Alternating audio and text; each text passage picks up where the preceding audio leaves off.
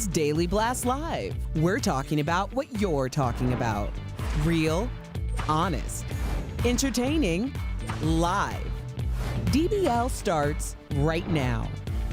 3, 2, Welcome to DBL. It is Friday, March 19th. I am Sam in for Tori today. I'm also here with Lindsay and Brandon.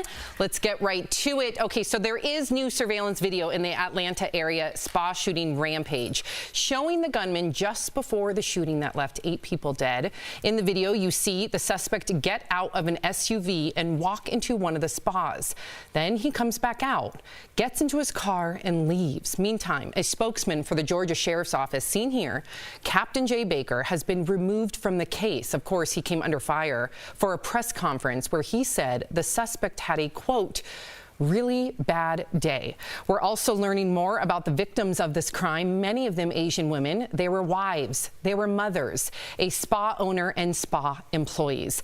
Lindsay, what do you make of these developments, especially the fact that finally, and I say finally, that this captain has been removed from the case, not only from what he said in that press conference, but also from some of the very slanderous things and anti-Asian hate things he wore, those T-shirts. Yep. Right, and I know that he's the director, I want to get his title right, he's the director of communications and community relations, right? So you're a high-up person that's a law enforcement official that also is saying racist things online, that also is inappropriate at a press conference, and all you're doing is getting pushed to the side. I'm happy they made a decision to take him off this case, but like, what exactly happens to him? We want to know follow-up about disciplinary action, how he's getting removed, hopefully, from the entire police force, because we're talking about, in a couple stories coming up, a woman who said something when she was 17 years old and getting removed from her position completely as a magazine editor. But this is a law enforcement official who did this last year on Facebook saying racist things, and he's still in his job, but just off this case that has to do with Asian people. Sadly, Lindsay, I don't think that he's going to be fired.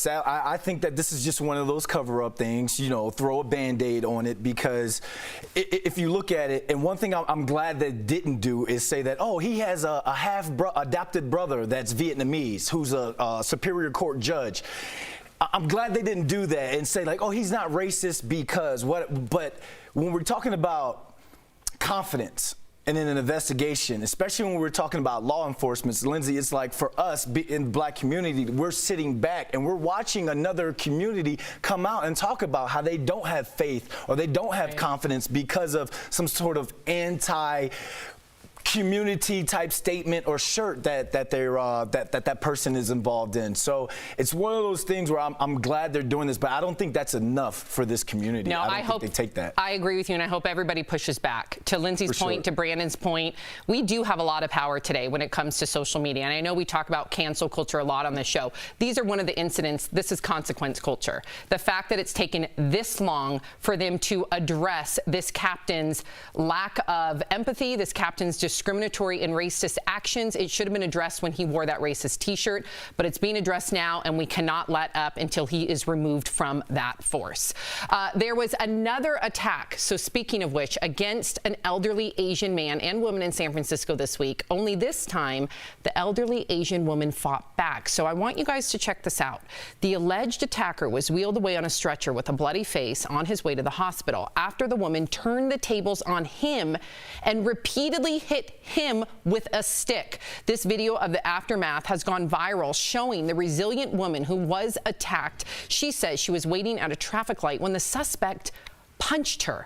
That's when she grabbed the stick, defended herself. Another elderly Vietnamese man was also hurt in the attack. A GoFundMe page has been set up for both victims in the attack to help with medical expenses, and the 39-year-old suspect is being investigated. This is such an epidemic, and I use that word very carefully, but this is such an epidemic, especially in the Bay Area, that there has been a group of brave youths out there that started Compassion in Oakland, it's called. If anybody out there in the area wants to get involved, go to Compassion in Oakland, and essentially, Brandon and Lindsay, they are there to help elderly Asian Americans who fear for their lives as escorts. Walk them to work, walk them to their home, walk them to the grocery store, all as volunteers. And we talked about how Asian hate crimes for Asian Americans went up 150%. Meanwhile, they decreased in 2020 for other groups. And so you just have to look at this. And when I see the reports that I read thoroughly, they always say the police can't attach this to race yet.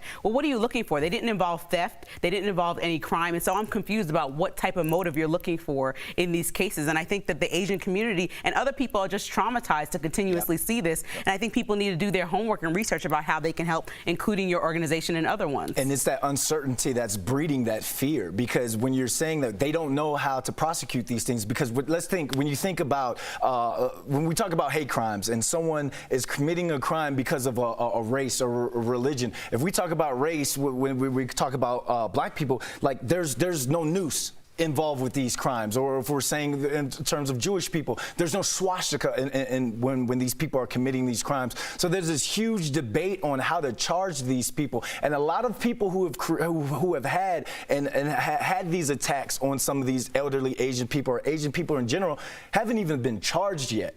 So this is a thing where, hey, social media brought this awareness, but now that we're talking about this openly on a national standpoint with broadcast, hopefully this community is going to get the justice that they deserve. Amen. Amen.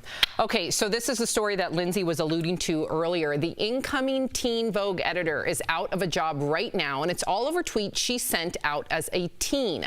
27-year-old Alexi McCammond was set to begin the new position next week, but now she's being forced to resign, saying the tweets have overshadowed the work she's done to highlight the people and issues that she cares about.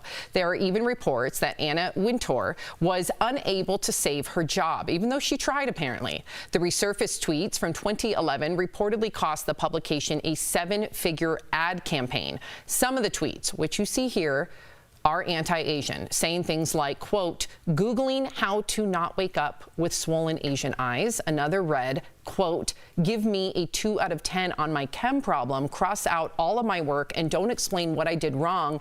Thanks a lot, stupid Asian TA.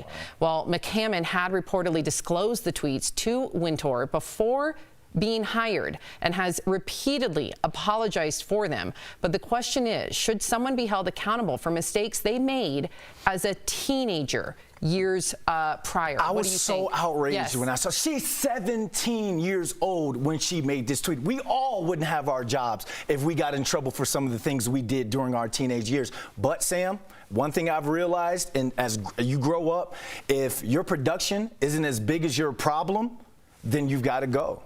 And which is what is prevalent right now in the United States, this anti-Asian, the hate that's going towards them, she has to go. You really think so? What do you think, Lindsay? I followed Alexi's career for a long time. She won a 2019 award from NABJ, National Association of Black Journalists, as the Journalist of the Year. She's a very prominent person for Axios. She's a political reporter. She's really smart. And I struggled with this thing of, like, when I was 17, I said some really stupid stuff, but I wasn't on Twitter, right?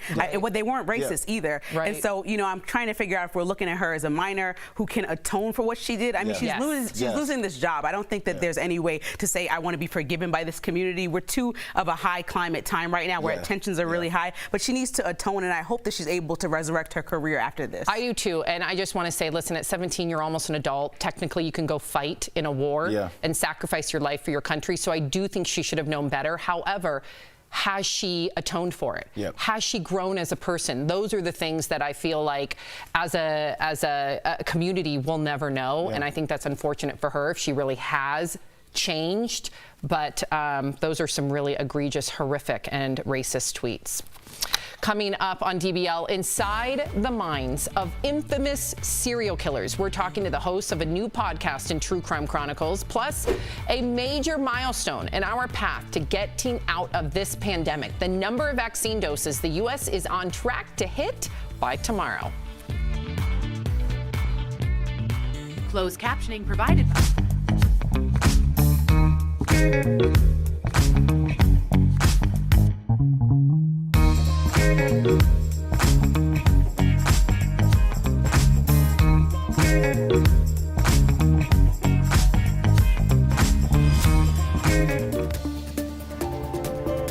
Our brains spend hours every day taking in and processing information from all directions. But like the saying goes, too much of anything can be a bad thing. In fact, doctors say our brains were designed to have regular rest periods, and that's because they function on 2 main modes of processing. The first one is action-oriented and lets you concentrate on tasks and solving problems, like when you're at work or even watching your favorite show.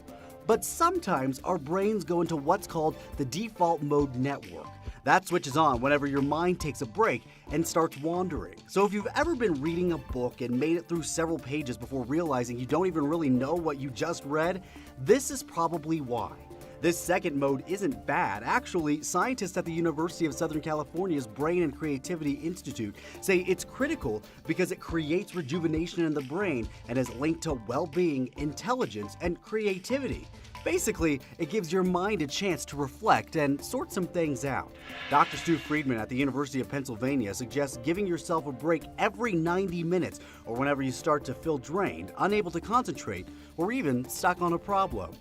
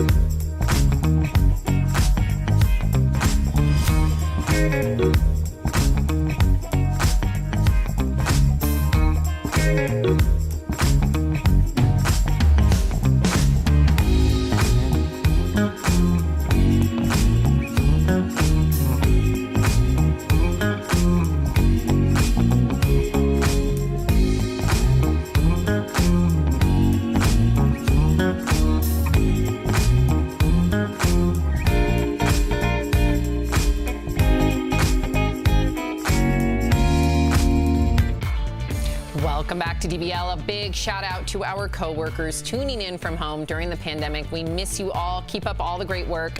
So President Biden said the U.S. will achieve his goal of having 100 million COVID-19 vaccine shots administered today. That's weeks ahead of schedule. Meantime, Dr. Anthony Fauci and Senator Rand Paul got into a heated debate yesterday, all about whether people who are vaccinated need to continue to wear masks. Take a listen. What studies do you have that people that have had the vaccine or have had the infection are spreading the infection? If we're not spreading the infection, isn't it just theater? No, it's You've had not. the vaccine and you're wearing 2 masks. Isn't that theater? Let me just state for the record that masks are not theater. Masks are protective. And we You have ask immunity there, theater. If you already have immunity, you're wearing a mask to give comfort to others. Senator You're Paul, not you're wearing a out of time, mask and I because would of any like Dr. sign. Fauci I totally disagree with you.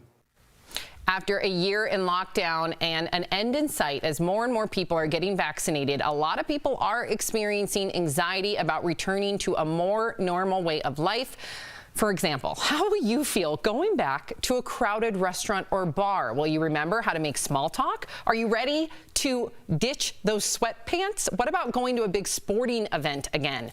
And you had a very visceral response when they were arguing, and then we'll get to the anxiety. Because I was with Rand Paul on this one. How? I cannot believe that I am siding with Rand Paul. But he's not a doctor. He doesn't have the years and years and years of experience that Dr. Anthony Fauci does. He's not. But Fauci, Rand Paul is a doctor, and Fauci, you could have answered the question right then and there, and we didn't get the full Rand clip. Paul is a doctor I'm confused. in contagious disease. In contagious disease. A different kind of doctor. Yeah. A PhD is different than A player hater degree is what a PhD is in my world. Okay. But I just, it does kind of seem like theater. And I guess, Sam. It's not theater. Okay. You cannot question science. But I think we learned that wearing the mask wasn't about you. So yes, you have immunity, but the person next to you might not. So wearing a mask is about respect for your fellow Americans, respect for the fellow citizens of this world, protecting other people besides yourself. So that's why I think Fauci's like, how's that theater? Okay. Let's talk about someone other than myself. I can't wait to get all those beautiful faces that we just had on that board back into this studio that we have here. It's been too long. I understand that people are like, oh, it's small talk. You've been talking to your dog for a year. You better embrace some small talk with a stranger. So you're not nervous. Are you Absolutely nervous? not. I'm nervous. I also saw kids interact recently, and I know that they had a trouble. And I know you have kids, so you can say, like, how are they going to get out and play. Like, I feel like know. they're like scared of me. When I saw this kid that didn't recognize me, they were like, who are you? Yeah, my poor Miles, my youngest, is a year, and he's a pandemic baby, and I think he's never seen, like, I think he thinks I'm like the only person that exists in the world. So anyone else is like, ah! Right. Stranger danger, like to the upteenth degree. Okay, good conversation though, you guys. Coming up on DBL, inside the minds of America's most notorious serial killers, we're speaking with the host of a chilling new podcast in True Crime Chronicles.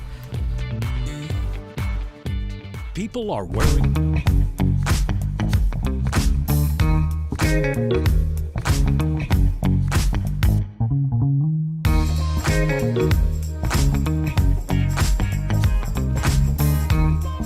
Doctors report a baby girl in Florida was born with the antibodies to fight COVID-19 thanks to her mom. Let's connect the dots. A new study says the Florida mother is a frontline healthcare worker who received her first dose of the Moderna vaccine when she was 30 weeks pregnant.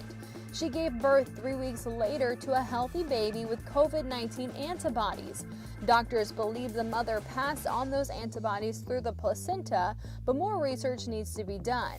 The idea of a mom passing on protections to her baby is not new. Starting in the second trimester, a pregnant woman starts passing important disease-fighting molecules onto her fetus.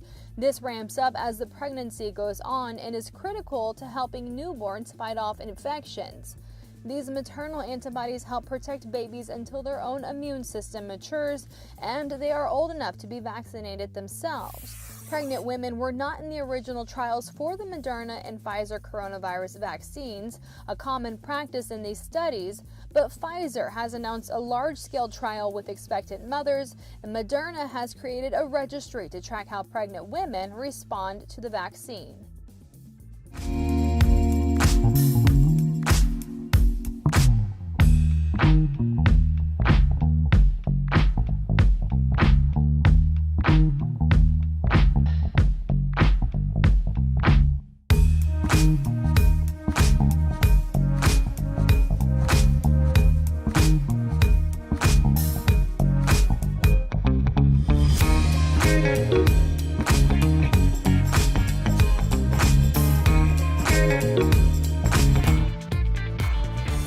Welcome back to DBL. Have you ever wondered what makes a serial killer's mind tick? Well, a new podcast, Saints, Sinners, and Serial Killers, explores some of history's most notorious murderers. Here is a sneak peek in today's True Crime Chronicles.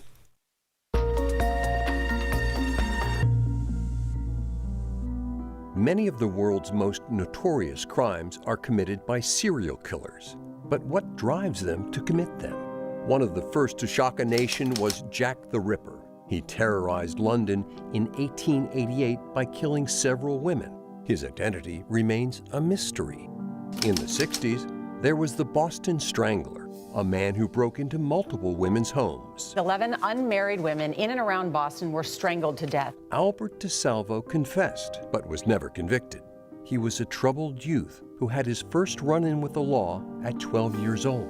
Tony Costa was known as the Cape Cod Killer. He was just 16 years old when he began showing violence. He went on to murder young women and dump their bodies in graves around Massachusetts. America watched closely in the 1970s and 80s while James Whitey Bulger ruled the Boston underworld. The crime boss was said to be involved in numerous murders and landed on the FBI's most wanted list.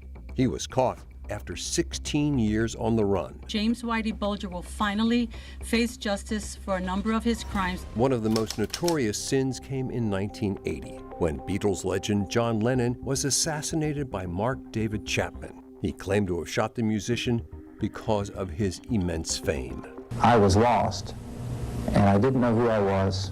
In 2013, two bombers set terror at the Boston Marathon, creating one of the darkest chapters in American history and biggest manhunts. Today, we are enlisting the public's help to identify the two suspects. Could these criminals' upbringings have contributed to their killing sprees?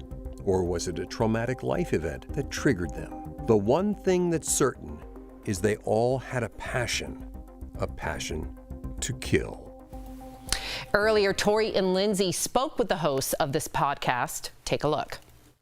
We are joined by Casey Sherman and Dave Wedge from the brand new true crime podcast, Saints, Sinners, and Serial Killers. Thank you for coming on DBL. Now, Dave, people like myself who are fascinated with true crime, we are so into it. But let's talk about specifically serial killers. What is the fascination about them? Why are people so drawn to these stories?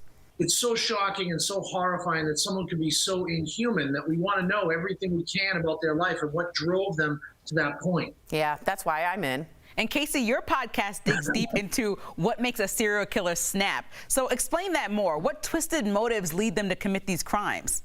I look at how the investigators, whether they're detectives or investigative journalists like ourselves, piece together the evidence that ultimately lead to the truth. And often that truth is found in the childhoods of these serial killers. There's tremendous trauma that these men and women have gone through, and that sets them on a path of destruction, mayhem, and death. Now, you were both on the ground during the manhunt for the Boston Marathon bombings. What can you tell us about the psychology of this specific type of killer? Yeah, and for me, I was inside the courtroom when Dzhokhar Tsarnaev was sentenced to death, and I saw no remorse in his actions or in his eyes.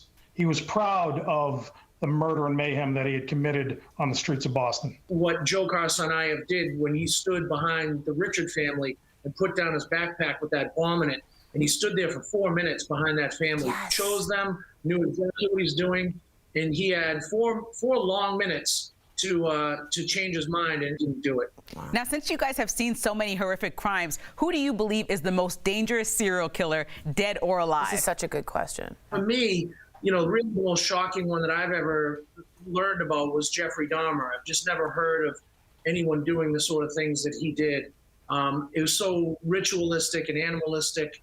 And horrifying. Well, I'm currently working on a new book and television project with Robert Downey Jr.'s production company about a serial killer case on Cape Cod in the 1960s that went way under the radar because it was overshadowed by the Manson murder case in California. But in this case, the killer killed and dismembered at least 8 women and buried their bodies in shallow graves. Wow. And finally, I have got in my hands the autopsy and the crime scene photos from these crimes. I will be listening because I think what you guys are trying to do is not just show the romanticism of it, which you can see in a lot of these episodes and podcasts, but to show what you said, the animals that they are, is so important for those that want justice. And I can't even imagine what that would feel like. Well, y'all can listen to their brand new podcast, Saints, Sinners, and Serial Killers. It is out now. I'm watching. Me too. Casey and Dave, thank you so much. We'll be right back. Promotional consider.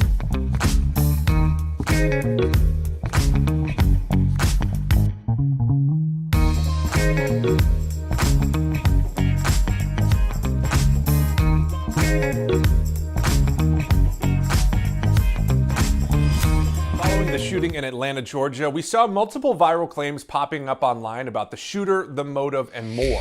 We're breaking down what we know right now to be true, false, and what's still unknown. Starting with these Facebook posts. They appear to be from the shooter and talk about the need to fight back against China. Now, many people are sharing these as evidence of the motives for the shooter, but a spokesperson for Facebook confirmed these are fake posts and that the platform is removing them. So we're moving these to false for now. Now, right now, the motives of the shooter are being investigated, but following the shooting, we've seen lots of claims that hate crimes against Asian Americans have been on the rise during the pandemic. So is that true?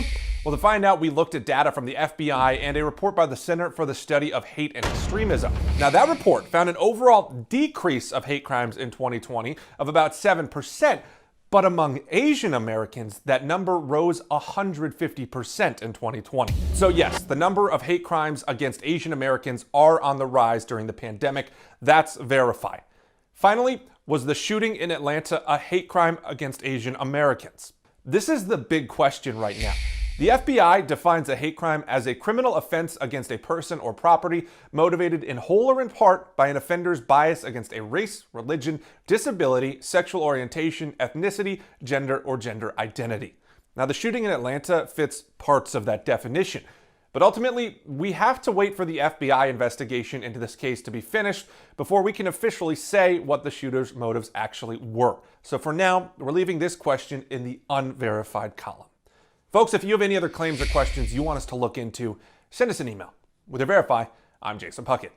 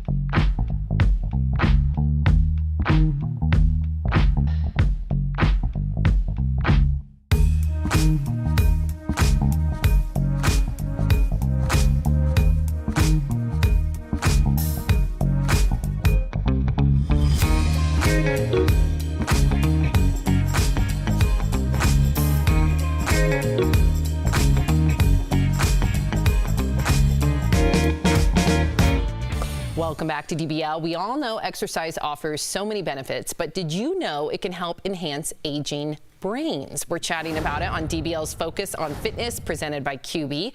Exercise impacts the way your brain communicates, like thinking and remembering. That's why it's so important to exercise as you age. A study by the New York Times found that older adults who took aerobic dance classes twice a week showed improvements in brain areas critical for memory. After a workout, your brain's memory center actually starts interacting in healthier new ways, which could help prevent memory loss and lower the risk of dementia. That is huge. So when it comes to staying active, QB is changing the way the world thinks about fitness, regardless of physical ability or age. Try their under-desk elliptical at home. Call 1-800-730-3397 or visit QB.com to learn more.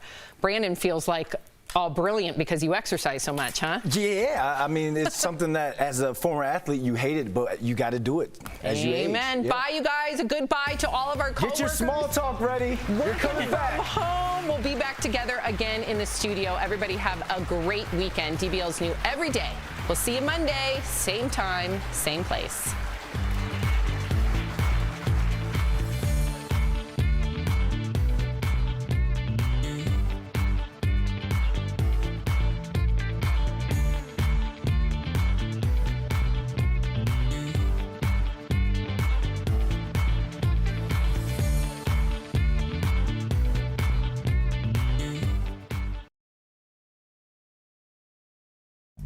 Thank you.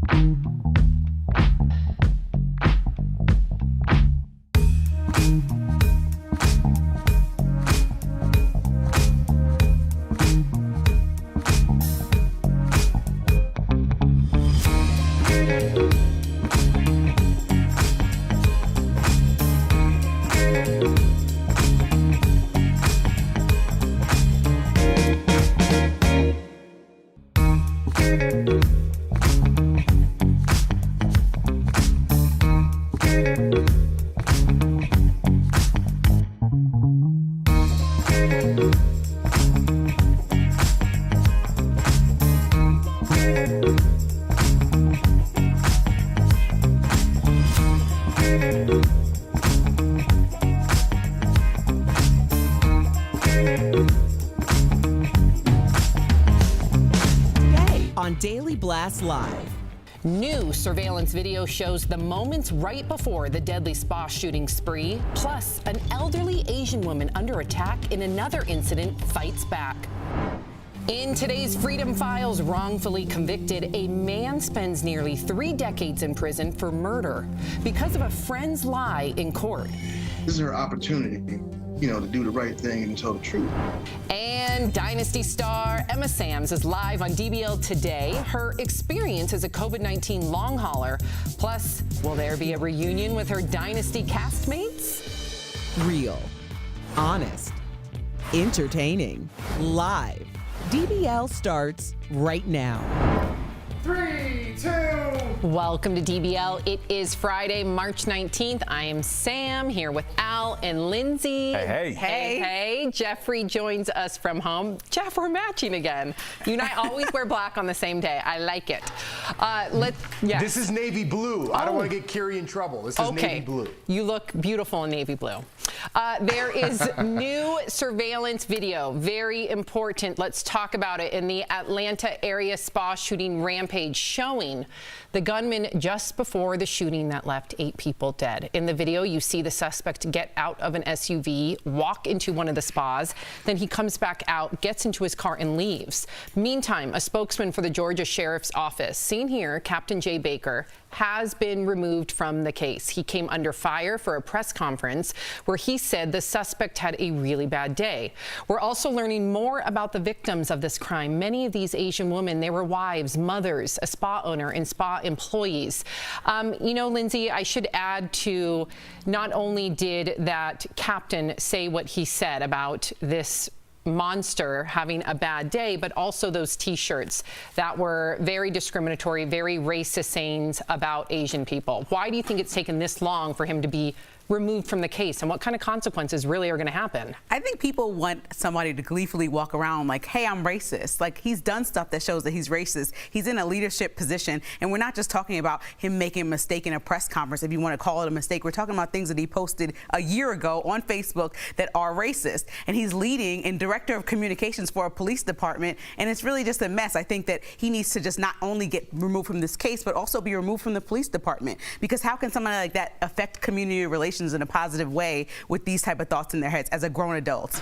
Especially, go ahead, Al. I was just going to say, yeah, I hope so. But how much trouble have we had getting police officers that have killed somebody removed from a police department? So I feel like you probably do, Lindsay, Sam, and Jeff, where as a citizen, anybody that's in charge, especially somebody we deputize to have a gun, right? Like, they should be held to an insane standard of just like moral, just being a good person. And for you to be selling racist T-shirts online, what else are you doing that we don't know? Imagine how they act towards sex workers that they get a hold of. Like, if this is how they act towards employees. And this is the one time, Jeff, and the one time where consequence culture, I should say, should follow through, right? This is a captain that deserves those consequences, and we just got to continue to apply that pressure.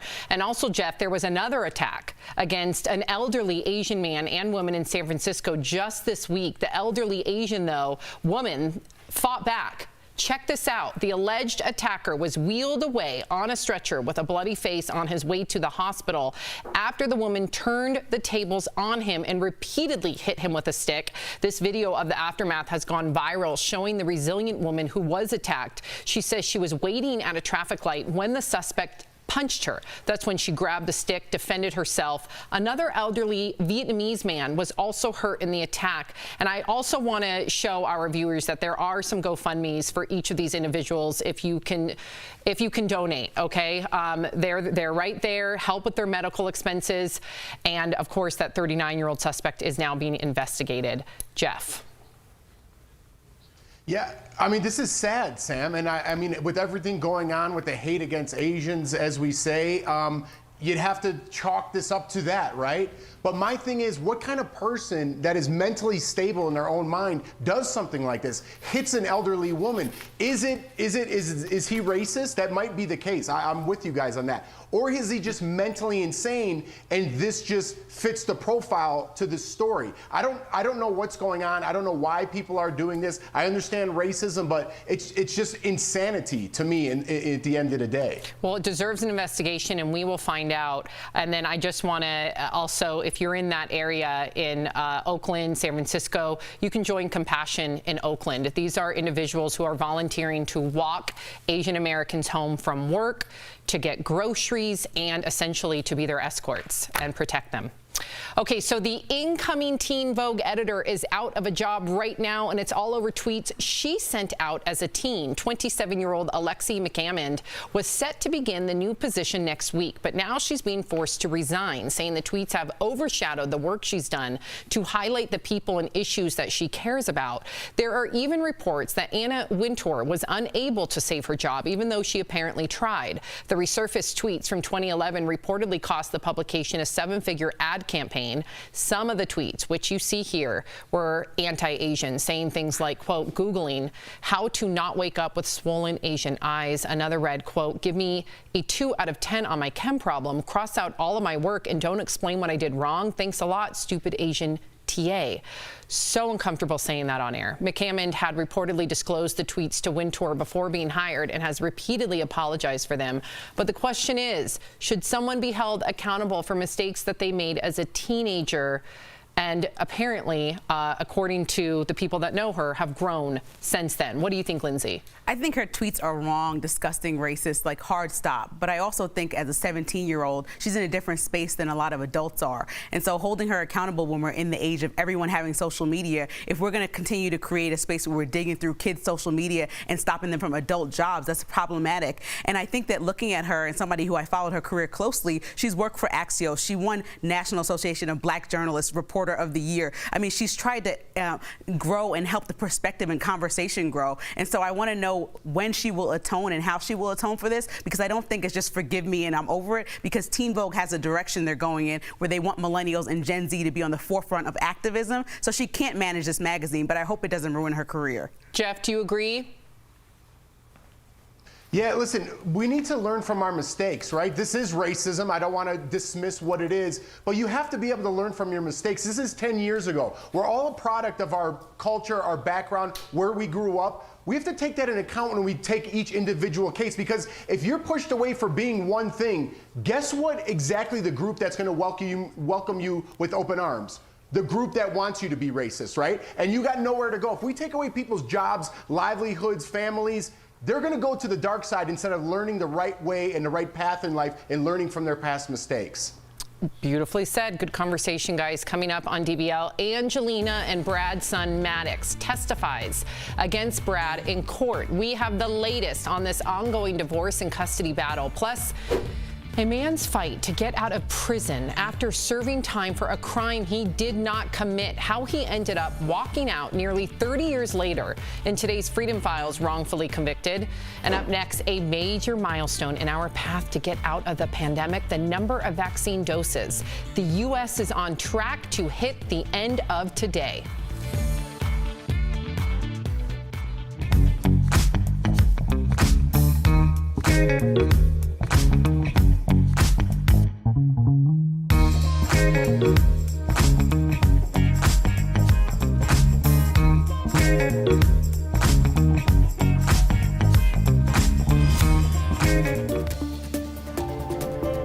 Our brains spend hours every day taking in and processing information from all directions. But like the saying goes, too much of anything can be a bad thing. In fact, doctors say our brains were designed to have regular rest periods, and that's because they function on two main modes of processing. The first one is action-oriented and lets you concentrate on tasks and solving problems, like when you're at work or even watching your favorite show. But sometimes our brains go into what's called the default mode network. That switches on whenever your mind takes a break and starts wandering. So if you've ever been reading a book and made it through several pages before realizing you don't even really know what you just read, this is probably why. This second mode isn't bad. Actually, scientists at the University of Southern California's Brain and Creativity Institute say it's critical because it creates rejuvenation in the brain and is linked to well-being, intelligence, and creativity. Basically, it gives your mind a chance to reflect and sort some things out. Dr. Stu Friedman at the University of Pennsylvania suggests giving yourself a break every 90 minutes or whenever you start to feel drained, unable to concentrate, or even stuck on a problem.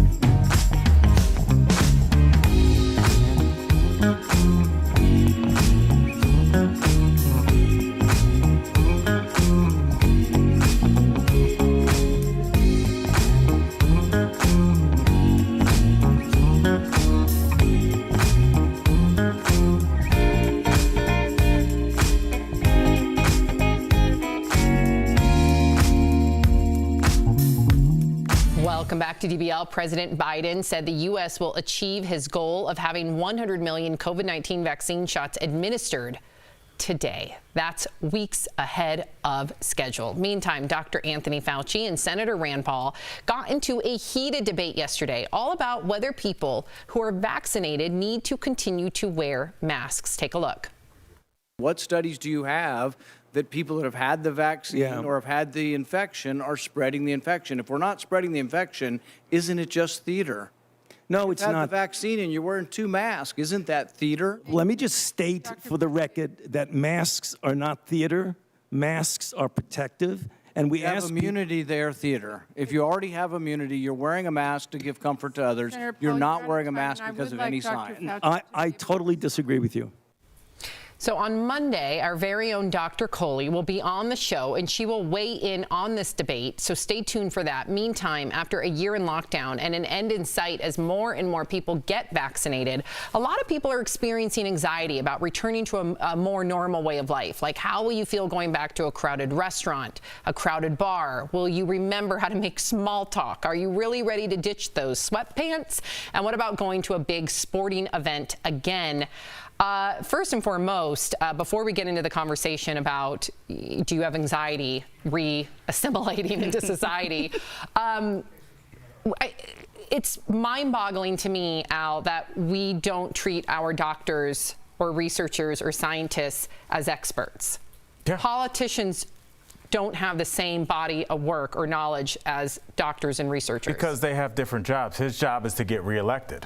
And that's what he's doing. He's telling his base, who he's kind of taking the temperature of, they don't like wearing masks. They kind of were literally forced to wear masks if they want to go and Target. But he's letting them know, hey, I'm still with you guys. I don't think he cares one way or the other. And that's the saddest thing about our politicians. There are very few that I feel like would literally give their life like we've seen civil rights leaders and people do when they really believe in a cause. I just think he was just, all right, what are people mad about? Masks? All right, where's my camera? And when masks are supposed to protect your neighbor. But really quickly before we go, are you anxious, Lindsay, and then Jeff, to re-assimilate back into normal life? I wasn't anxious, but I was around kids recently that I haven't seen in a little while, and they were like, I was a monster. They were like, and so you guys all have kids, and so I'm just trying to understand how your kids are going to get to know people that they haven't seen in a year or years or ever. Good point. Jeff, are you nervous? Are you just ready for it? I am so ready for it. And if I was vaccinated already, if I was vaccinated today, I would wear a mask, not for myself, for you. This culture we live in is I this, I that. I'm wearing a mask for you to keep you safe. Why don't we start looking out for each other instead of ourselves once in a while? And I'm ready to get back to those crazy people I miss so much. Well said, Jeff. Coming up on DBL, a man spends nearly 3 decades in prison for murder because of a friend's lie in court. That story is next in today's Freedom Files, Wrongfully Convicted. People are wearing masks nearly everywhere, but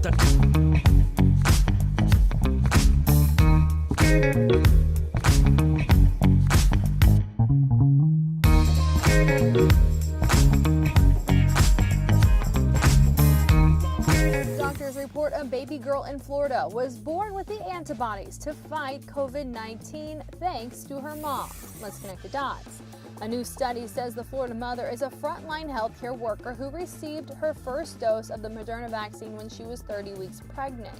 She gave birth 3 weeks later to a healthy baby with COVID-19 antibodies. Doctors believe the mother passed on those antibodies through the placenta, but more research needs to be done. The idea of a mom passing on protections to her baby is not new.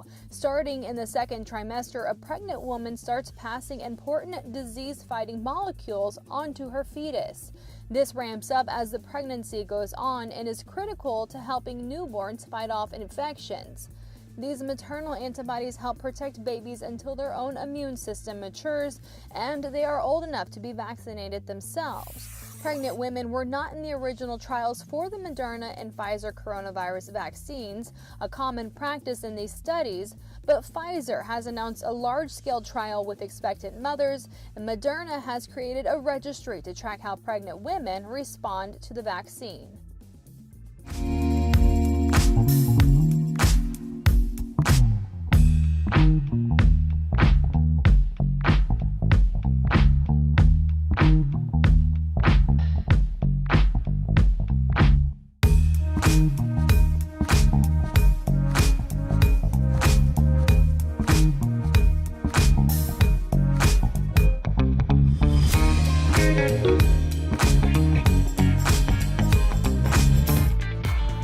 Welcome back to DBL. Could you forgive a friend's betrayal? It's a question Chester Holman has spent nearly 3 decades debating. In today's Freedom Files, wrongfully convicted, Tori and Lindsay speak with Chester about the lies that landed him in prison.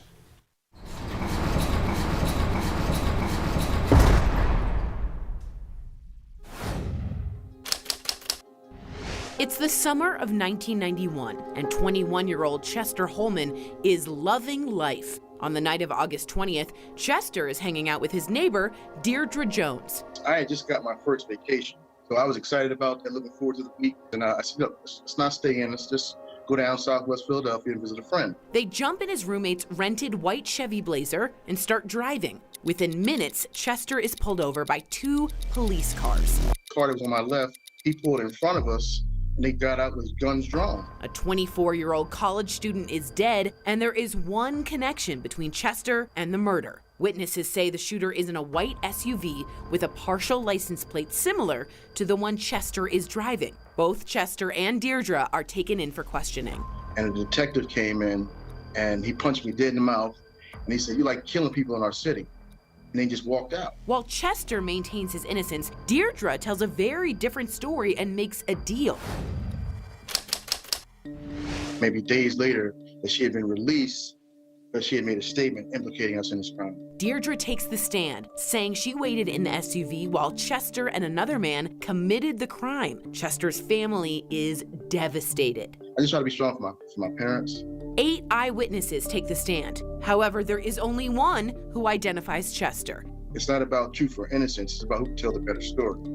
Right now, they have the better story. The jury convicts Chester of second-degree murder and robbery. He is sentenced to life without parole. I just tried to not let the anger consume me. Not that I'm not angry, but I just couldn't allow that to surface and, change who I am. In 2001, 10 years after the murder, the witness who had identified Chester recants his trial testimony, saying he only identified Chester because of threats by the police. Then, 4 years later, Deirdre comes forward. This is her opportunity, to do the right thing and to tell the truth. And that's when I learned, what the police did to her. She admits that she made up the story after police refused her requests for a lawyer and even threatened to charge her for the crime. I couldn't let them win twice. I think if I would have been, started hating Deirdre and the system and so forth, I know I would have lost myself. It's 2018, and Chester's attorney takes his case before a new district attorney.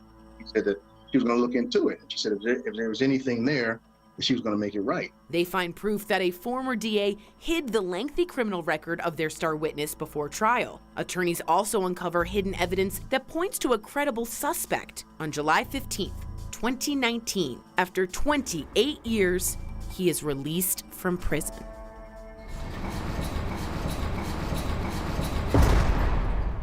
Chester, welcome to DBL. Now, you've said you worked really hard to not let prison change you. And I was wondering if you could get really specific. What did you do to keep your head straight in there? My focus was, at the time, was focusing on this case and fighting the lies that had been told against me. So that was my main focus, and not getting caught up in the jailhouse life and what goes on in there. Smart.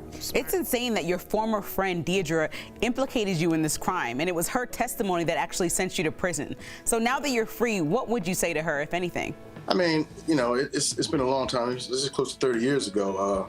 And there's been opportunities for me to speak to her since I've been home. I haven't taken advantage of it. It's difficult. My mom, passed away in this process, and my grandparents, all because of, she didn't have the fortitude to, stand up and just tell the truth. So at this point, I can say today that, there's no ill feelings having learned what she went through. But at the time when you're going through it, you're just wondering, like, how can you do this? Knowing that I'm ready, spend the rest of my life in prison. So would you say you forgave her? I wouldn't say I forgave her. I just say I understand.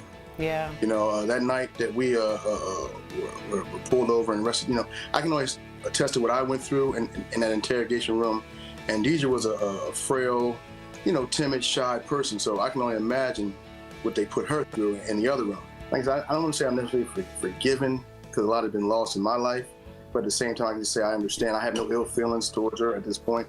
It's just like, let me go this way, you go that way, and and that's where I'm at with it. I mean, you might not have ill feelings. I'm just going to interrupt here and just, I do. Like, I have such a hard time moving on from that. So you're my role model in moving on. I'm just saying I harbor things, and I can't imagine how positive you must be to move on. So bravo. Sorry to interrupt. No, that's the same way we're always saying that. We don't know how Chester. people are able to move forward past some of these experiences. In 2020, the city of Philadelphia paid you $9.8 million for your time served. Now, in your opinion, you have the floor here, is that price tag enough for the 28 years you lost behind bars for you? I mean, that was one of the things that I had wrestled with, with my attorneys, and that was a big thing for me in terms of, how much was it actually worth to accept, I guess, because I felt like it was putting a value on my life, whether it was 9.8 million or 30 million. Am I saying, by me agreeing to this, is this what I'm saying my life is worth?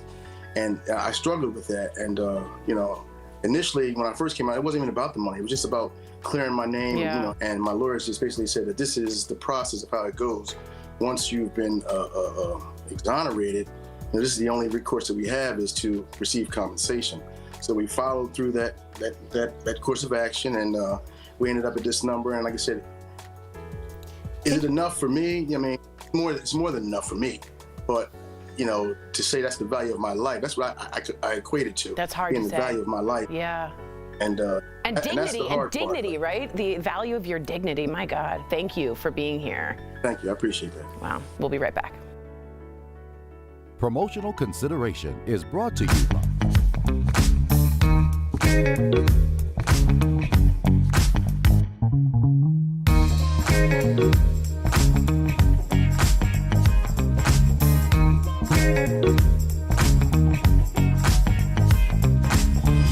Following the shooting in Atlanta, Georgia, we saw multiple viral claims popping up online about the shooter, the motive, and more. We're breaking down what we know right now to be true, false, and what's still unknown. Starting with these Facebook posts. They appear to be from the shooter and talk about the need to fight back against China. Now, many people are sharing these as evidence of the motives for the shooter, but a spokesperson for Facebook confirmed these are fake posts and that the platform is removing them. So we're moving these to false for now. Now, right now, the motives of the shooter are being investigated, but following the shooting, we've seen lots of claims that hate crimes against Asian Americans have been on the rise during the pandemic. So is that true? Well, to find out, we looked at data from the FBI and a report by the Center for the Study of Hate and Extremism. Now, that report found an overall decrease of hate crimes in 2020 of about 7%, but among Asian Americans, that number rose 150% in 2020. So yes, the number of hate crimes against Asian Americans are on the rise during the pandemic. That's verified. Finally, was the shooting in Atlanta a hate crime against Asian Americans? This is the big question right now. The FBI defines a hate crime as a criminal offense against a person or property motivated in whole or in part by an offender's bias against a race, religion, disability, sexual orientation, ethnicity, gender, or gender identity. Now, the shooting in Atlanta fits parts of that definition. But ultimately, we have to wait for the FBI investigation into this case to be finished before we can officially say what the shooter's motives actually were. So for now, we're leaving this question in the unverified column. Folks, if you have any other claims or questions you want us to look into, send us an email. With your Verify, I'm Jason Puckett.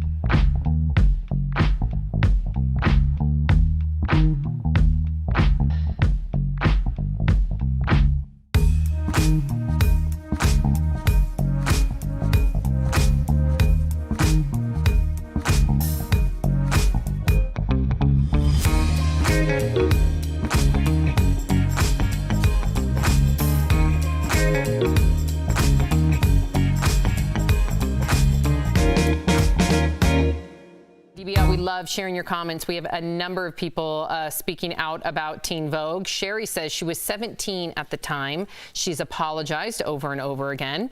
In regard to the elderly woman attack, Edith says 3 cheers for the elderly Asian woman. If that's what it takes, then do what you got to do. And in regard to vaccines, Joe says, I feel good about the progress we've made this year with getting vaccines out. I'm way more than ready for the pandemic to be over. We all are. Everybody get vaccinated. Still wear your masks. To Lindsay, Jeff, and Al's points, because you're protecting other people. Kids can't get vaccinated. Certain people with autoimmune suppressed conditions cannot. Okay, we gotta go. Sorry. If you're leaving us, you can watch the second half of the show on Facebook or YouTube. Chat with other viewers, leave your comments, and be a part of our DBL Nation. But if you're sticking around, here's what's coming up. Sharon Stone is talking all about the pressure she felt behind the scenes while shooting Basic Instinct. Plus, Dynasty's Emma Sams joins our panel live. She's revealing her experience as a COVID long hauler, plus the big reunion bringing the hit show's cast together. We'll be right back.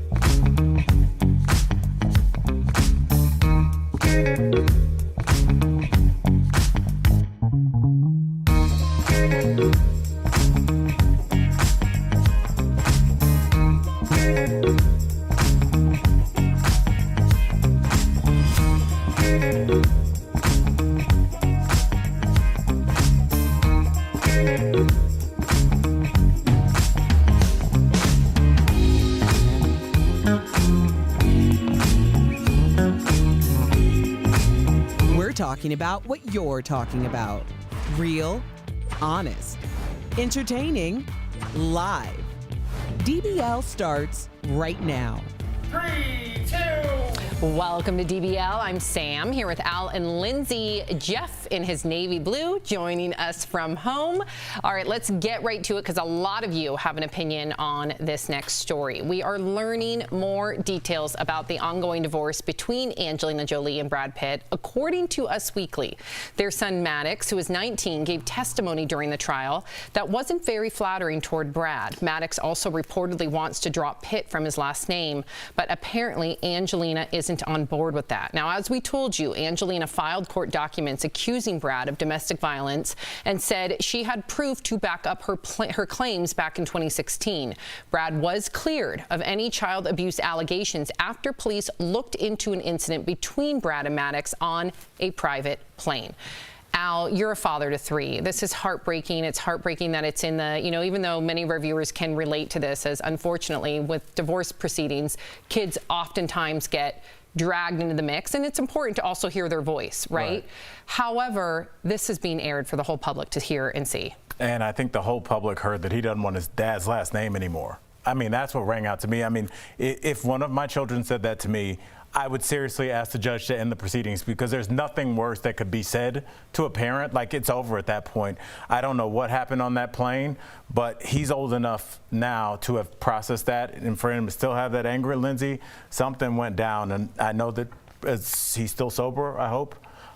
But they have some therapy to work on their relationship because right now I feel like mentally they're still both on that plane and they haven't advanced a day since. And I know boys want to protect their mother so much, having a little brother and all these boys in my family. Like, that's their number one thing is their mom. They have a different relationship with their dad. They love their dad, but their mom is like their pride and joy. And so to watch him get dragged in this, like you said, and being willing to testify, it's really this need to protect your mom. But at the same time, it's just ripping the family apart even more. So it's just tragic to watch. And Jeff, what would you say to people? Because I went on social media, and I know, Jeff, you always speak out about trolls, so to speak. How do we talk about this without adding more fuel to the fire, if that makes sense? I don't know, and I was actually thinking about the same thing, Sam. It's like, you look at Angelina Jolie and Brad Pitt, and you say their names, and you almost think they're not human, right? They're above. They're some sort of celebrity living on top of a hill, and they drink champagne all day and laugh. That's not. They're people. They're people, and it hurts when their children don't want their last name, like Al said, or they don't want to be your child anymore. That hurts. No matter what your status is in life, that hurts. And I wonder how far the media drags and pushes things like this and perpetuates some of the stereotypes or hatred towards these two. I think we need to take a break. I don't know what's going on or what happened on that plane, but we need to give these two some space and let them figure out things as a family. Good advice. Everybody needs to pause.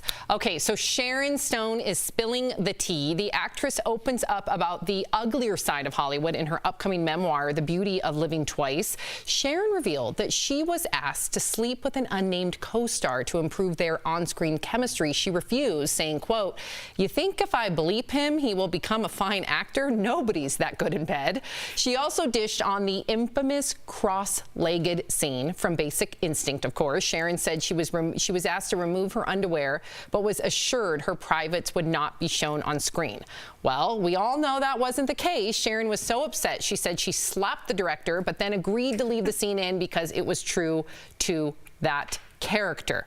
Lindsay, did you? Well, slapping the director, that's like perfect my speed. For somebody who violates that much. But I think there's so many women that talk about being in scenes in movies, and especially sex scenes where they get uncomfortable and they weren't never made to feel comfortable by the director or by any of the staff, which is why all these new rules have gone into place. And I know Al talks about this all the time. Like, times have changed so much that a lot of the behaviors that were allowed when she didn't speak out about this back then are not allowed now. And that's probably why she's comfortable saying all these things right now. So I'm happy she kind of found her voice and is able to share these experiences so they can stop happening completely.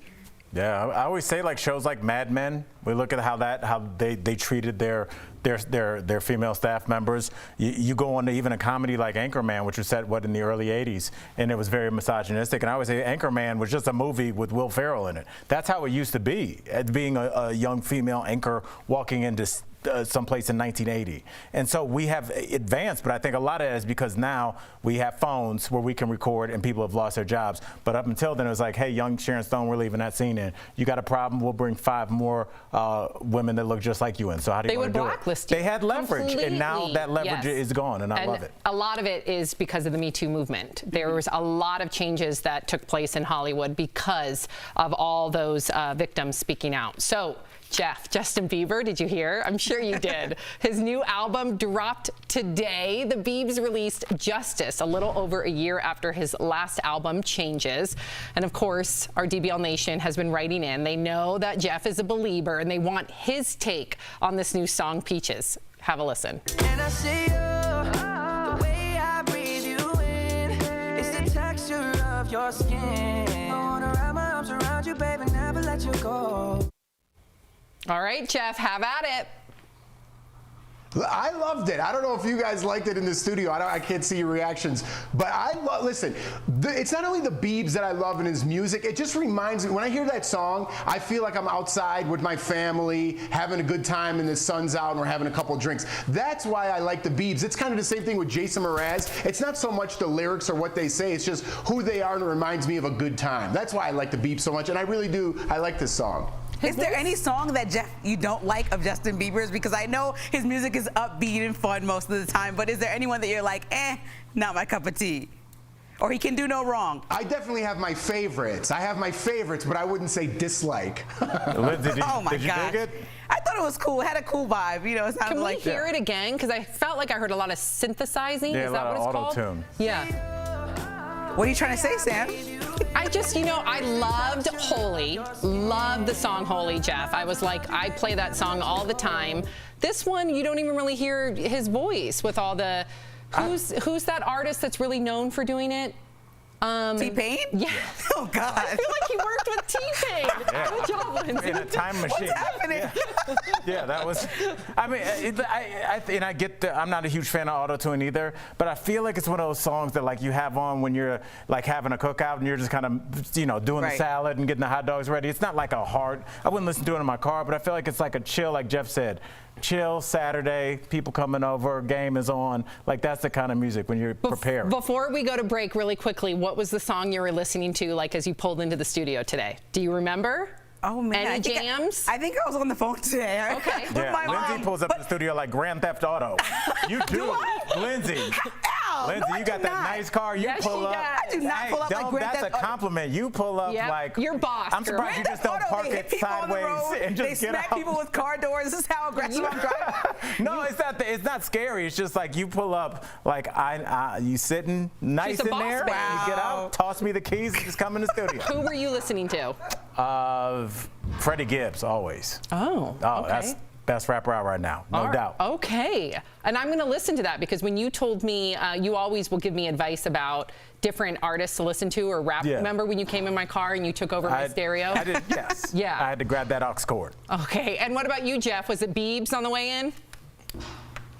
Oh, you're at home. I'm at home, Sam. He's like nothing. Anything well, at least she knows what color your shirt is, Jeff. So let's. Oh my God! Wow. Do you play music in the morning when you get ready? Yeah. Thank you, Lindsay. Thank you for cleaning that up for her, Lindsay. Do not bail her out. Oh. The NCAA tournament is on. Everybody should be watching that. They shouldn't be listening to music. You should be watching the tournament. Who won between Michigan State and UCLA last night? UCLA. Yay! UCLA. My alma mater. Okay. Coming up in overtime. Whoa, really? Okay. Coming up on DBL, we've got Dynasty's Emma Sams joining us live. She's giving us the scoop on a show reunion with her castmates and our DBL staff working hard at home during the pandemic. When COVID is behind us, we will hopefully all be reunited in the studio. We'll be right back. Closed captioning provided by Doug. Liberty Mutual customizes your car insurance, so you only pay for what you need. Thank you. Hey, no, Liam. Only pay for what you need. Liberty, liberty, liberty, liberty.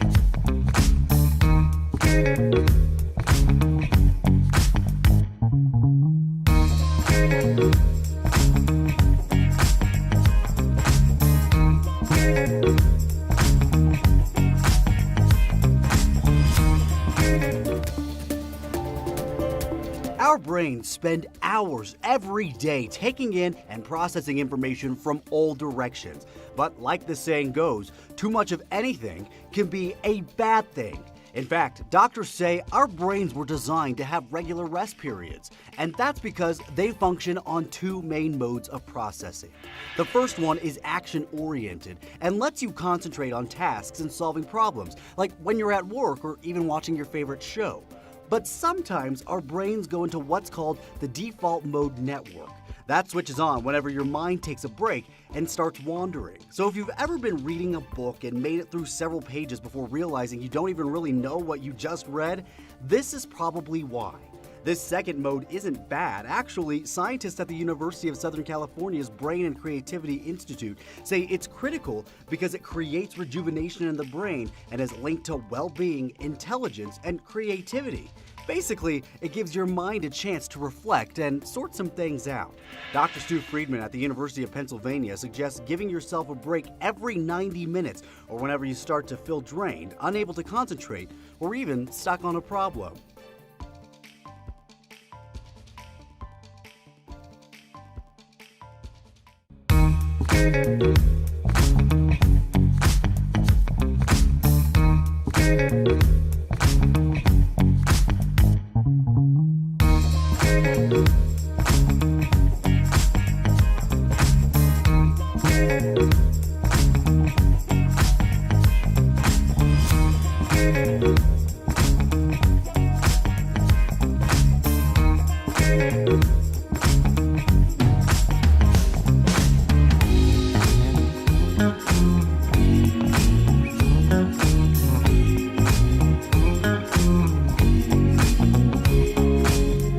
Welcome back to DBL. The spicy soap opera dynasty hit primetime TV in 1981 and is one of the most well-known TV shows to date. Emma Sams joins us today for a look back at the legendary show and with big news about a reunion. But first, let's take a quick look at Emma as the beloved Fallen Carrington.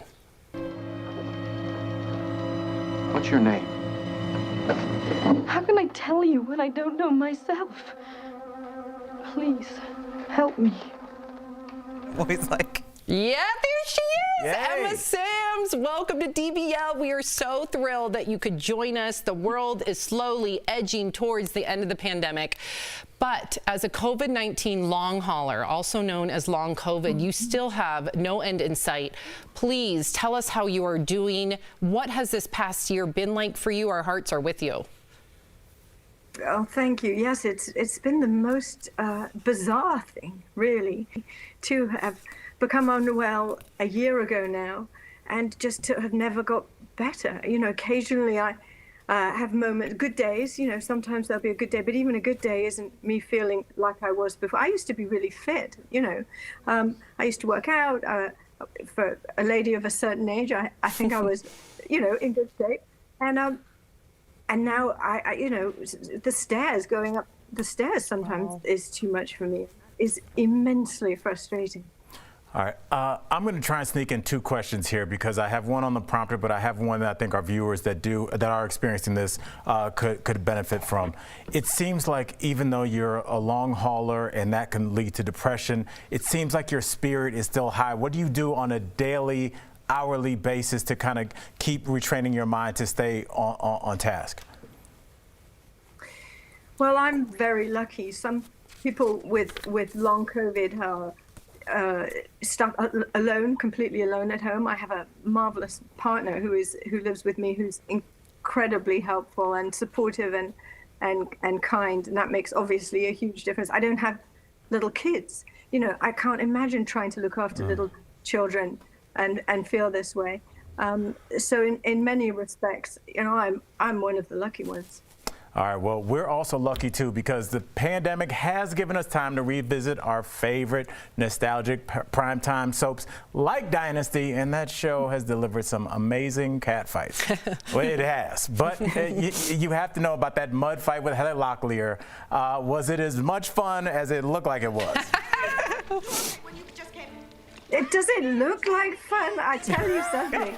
It was, I mean, I have to say, look, she pushes my face into the mud, and look at that. So the mud went to the top of both of my nostrils. Oh no! That's how real it was. Well, and as it long was as you cold, won. and of course, I don't think I did. Yeah. I think they wrote that it was a draw. Right, a draw, we would say. So Joan Collins played your scheming mother, and it's also considered one of TV's most evil villains. But off camera, you said she actually had a profound effect on how you saw yourself as a woman. Can you describe that? Well, I think Joan's performance as Alexis actually empowered a lot of women. Made women realize that you could be sexy when you're older than 25, and you could be powerful. You could run a business. You could be just as tough as the men, if not tougher. And I think she did a lot for women around the world. So well said, Emma. Amen. So while we were talking about soap operas, you also play fan favorite Holly Sutton on GH, General Hospital, and you've been doing it on and off since 1982. Some of our viewers have written in. They want you to give them the scoop. Are you going to return once more? Well, right before the pandemic, I was sort of planning to come back and do another little stint. Obviously, everything has been put on hold, partly because it's not safe to travel and partly because I'm not well enough to work. But the producers have been so incredibly kind and supportive, and assuming they continue to be that until I get better, and I will get better. I'm sure I will get better. Then hopefully, yes, then Holly Sutton Scorpio, we'll be back on General Hospital. Fingers crossed. That's right. And that, first of all, it's good that she'll be back. But Emma, there's also some more good news. Pandemics have made people really get interested in TV reunions, and you've got one of your own tomorrow with one of your castmates from Dynasty. Can you give us a little inside scoop on what fans can expect? Well, I was lucky enough to meet with, because I know that what needs to happen for long COVID is research, because the doctors don't know what is going on with us. So I met some lovely scientists who are in need of funding, who are already doing some amazing research into long COVID. And I said, right, I'm going to raise some money for you. So I had seen quite a few other fundraisers going on of this ilk, fans being able to get together online with old casts of old television shows. So I thought I would get in with the Dynasty crowd. I say Dynasty, by the way, because in England we say Dynasty. It sounds Dynasty better. crowd. And I just thought it would be good to try and raise some funds. So sell tickets to an online reunion. And I had no idea that so many of my old castmates would say yes. So it's turned into a huge, fantastic event. And it's so heartwarming that so many of them agreed to do it for me. Amen. Kudos to you and your philanthropy, even though you're going through so much, and you will remain in our thoughts and prayers for a full recovery. I know it will happen, Emma. You will prevail in the end. Thank you for joining us. And DBL Nation, check out dynastyreunion.com for everything you need to know about the reunion and to support research on long COVID, most importantly. We'll be right back. It's great meeting Thank you, Emma. Thanks, Emma. People are wearing masks nearly everywhere, but the tight fit.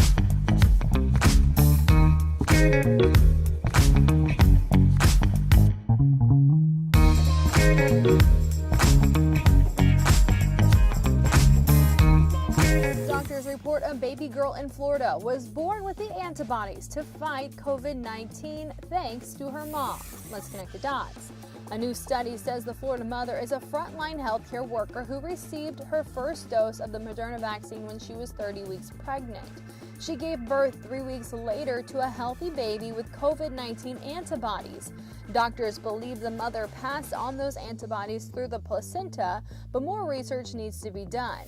The idea of a mom passing on protections to her baby is not new. Starting in the second trimester, a pregnant woman starts passing important disease-fighting molecules onto her fetus.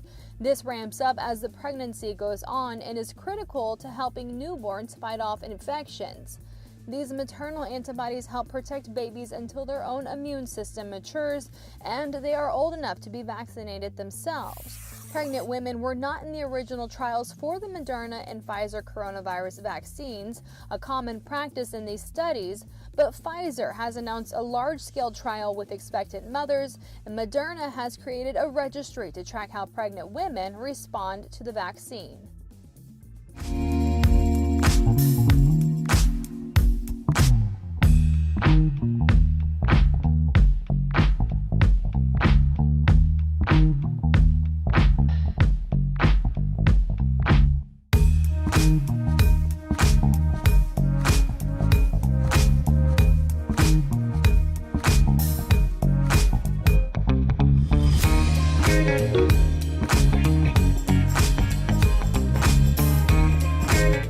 Welcome back to DBL. We all know exercise offers so many benefits, but did you know it can actually help enhance aging brains? We're chatting about it on DBL's Focus on Fitness, presented by QB. So exercise impacts the way your brain communicates, like thinking and remembering. That's why it's so important to exercise as you age.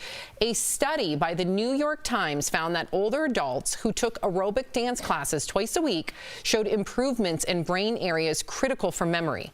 After a workout, your brain's memory centers actually start interacting in healthier new ways, which could help prevent memory loss and lower the risk of dementia. When it comes to staying active, QB is changing the way the world thinks about fitness, regardless of physical ability or age. Try their underdesk elliptical at home. Call 1-800-730-3397 or visit QB.com to learn more. Of someone who, lost loved ones to dementia, both my grandmothers.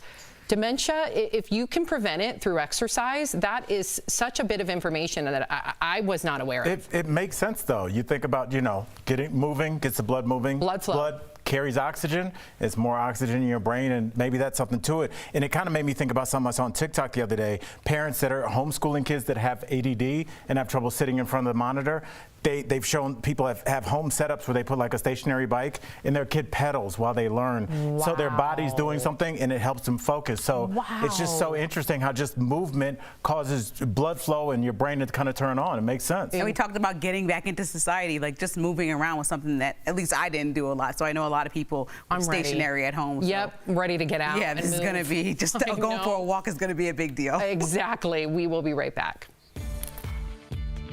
Promotional consideration is brought to you by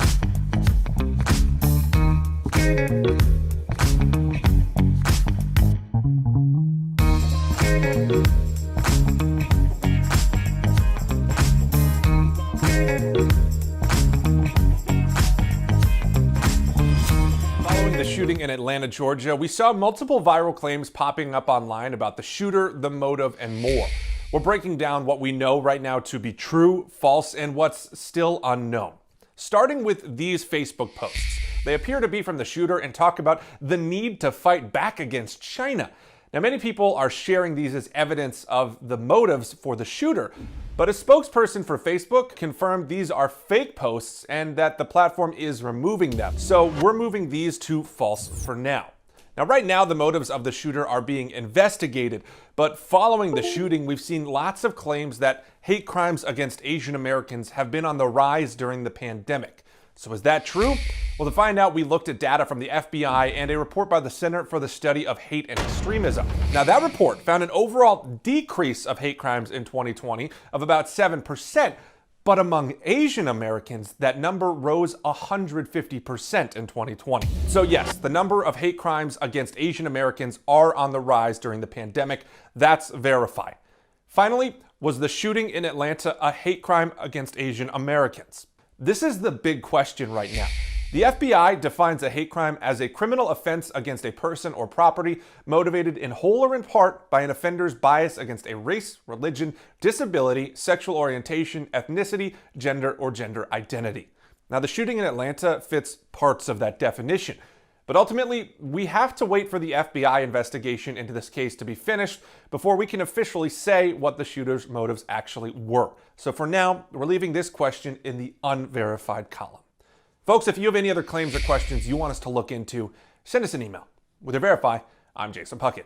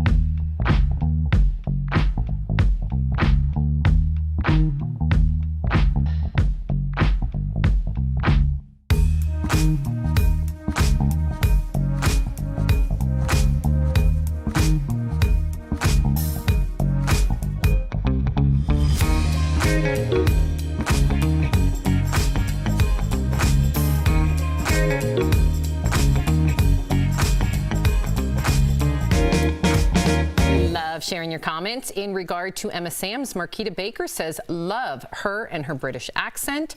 Julie says, wow, Emma looks great. Loved her on DBL today, and we are all thinking of you, Emma. And then in regard to Justin Bieber's new song, Cynthia says, I'm digging the new Bieber song. I'm just like Jeff. I'm a big fan. Did you really hear enough of it, though, Jeff, to make a decision? I listened to it a couple times this morning. Of course you did. That's okay. He's a real fan. Yeah, okay. Oh, here it is. It's a good way to start the weekend. It is a good way to start the weekend. But I asked you that earlier, Jeff, what you listened to, and then you gave me flack for it. Flack? You said, what did you listen to on your way to the studio? I'm at home, you banana head. My dad calls me that. Okay. He does. That's awesome. Okay, DBL is new every day. We will see you guys Monday, same time, same place. Have a great day, everybody. Bye, Jeff.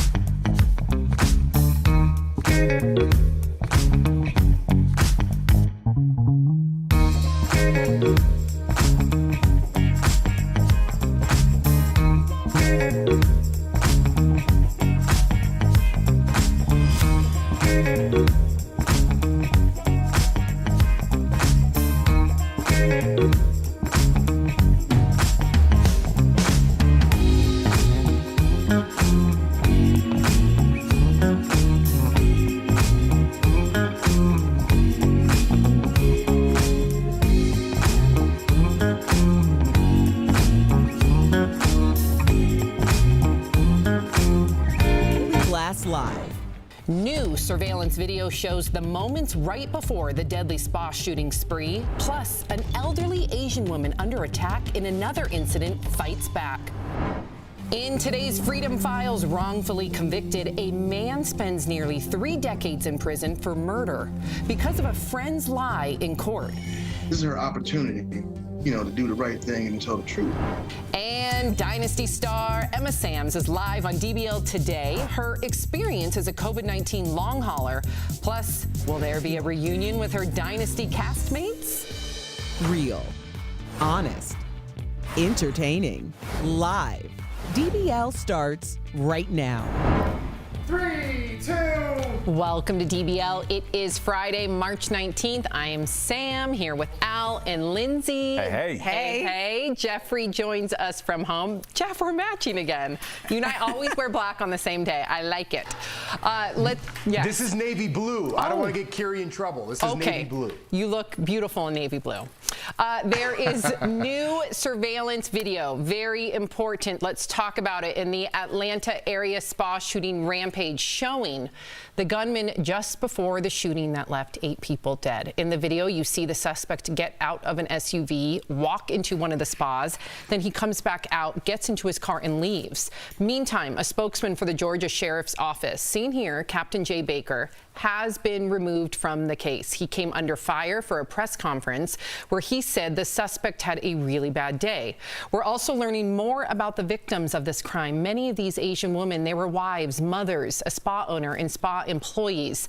You know, Lindsay, I should add to, not only did that captain say what he said about this monster having a bad day, but also those T-shirts that were very discriminatory, very racist sayings about Asian people. Why do you think it's taken this long for him to be removed from the case, and what kind of consequences really are going to happen? I think people want somebody to gleefully walk around like, hey, I'm racist. Like, he's done stuff that shows that he's racist. He's in a leadership position, and we're not just talking about him making a mistake in a press conference, if you want to call it a mistake. We're talking about things that he posted a year ago on Facebook that are racist, and he's leading and director of communications for a police department, and it's really just a mess. I think that he needs to just not only get removed from this case, but also be removed from the police department, because how can somebody like that affect community relations in a positive way with these type of thoughts in their heads as a grown adult? Especially, go ahead, Al. I was just going to say, I mean, yeah, I hope so. But how much trouble have we had getting police officers that have killed somebody removed from a police department? So I feel like you probably do, Lindsay, Sam, and Jeff, where as a citizen, anybody that's in charge, especially somebody we deputize to have a gun, right? Like, they should be held to an insane standard of just like moral, just being a good person. And for you to be selling racist T-shirts online, what else are you doing that we don't know? Imagine how they act towards sex workers that they get a hold of. Like, if this is how they act towards employees. And you know, this is the one time, Jeff, and the one time where consequence culture, I should say, should follow through, right? This is a captain that deserves those consequences, and we just got to continue to apply that pressure. And also, Jeff, there was another attack against an elderly Asian man and woman in San Francisco just this week. The elderly Asian, woman fought back. Check this out. The alleged attacker was wheeled away on a stretcher with a bloody face on his way to the hospital after the woman turned the tables on him and repeatedly hit him with a stick. This video of the aftermath has gone viral, showing the resilient woman who was attacked. She says she was waiting at a traffic light when the suspect punched her. That's when she grabbed the stick, defended herself. Another elderly Vietnamese man was also hurt in the attack. And I also want to show our viewers that there are some GoFundMes for each of these individuals if you can donate, okay? They're right there, help with their medical expenses. And of course, that 39-year-old suspect is now being investigated. Jeff. Yeah, I mean, this is sad, Sam. And I mean, with everything going on with the hate against Asians, as we say, you'd have to chalk this up to that, right? But my thing is, what kind of person that is mentally stable in their own mind does something like this, hits an elderly woman? Is he racist? That might be the case. I'm with you guys on that. Or is he just mentally insane and this just fits the profile to this story? I don't know what's going on. I don't know why people are doing this. I understand racism, but it's just insanity to me at the end of the day. Well, it deserves an investigation, and we will find out. And then I just want to also, if you're in that area in Oakland, San Francisco, you can join Compassion in Oakland. These are individuals who are volunteering to walk Asian Americans home from work, to get groceries, and essentially to be their escorts and protect them. Okay, so the incoming Teen Vogue editor is out of a job right now, and it's all over tweets she sent out as a teen. 27-year-old Alexi McCammond was set to begin the new position next week, but now she's being forced to resign, saying the tweets have overshadowed the work she's done to highlight the people and issues that she cares about.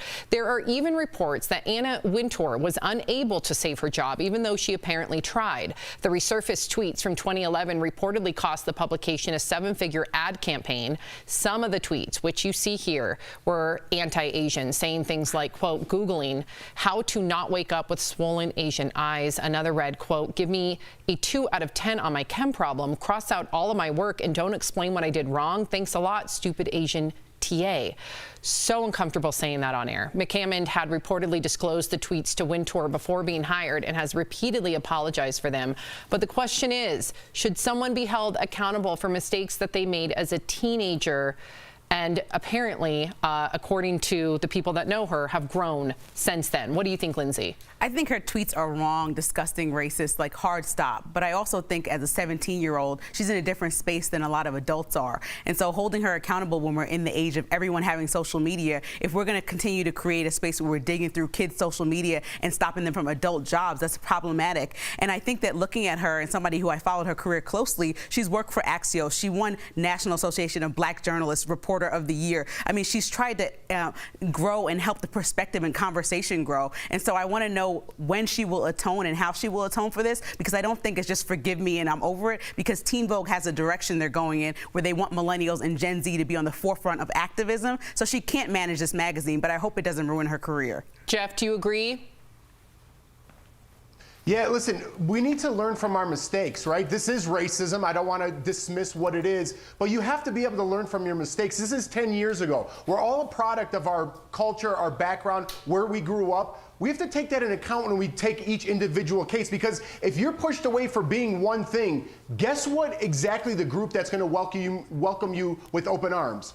The group that wants you to be racist, right? And you got nowhere to go. If we take away people's jobs, livelihoods, families, they're going to go to the dark side instead of learning the right way and the right path in life and learning from their past mistakes.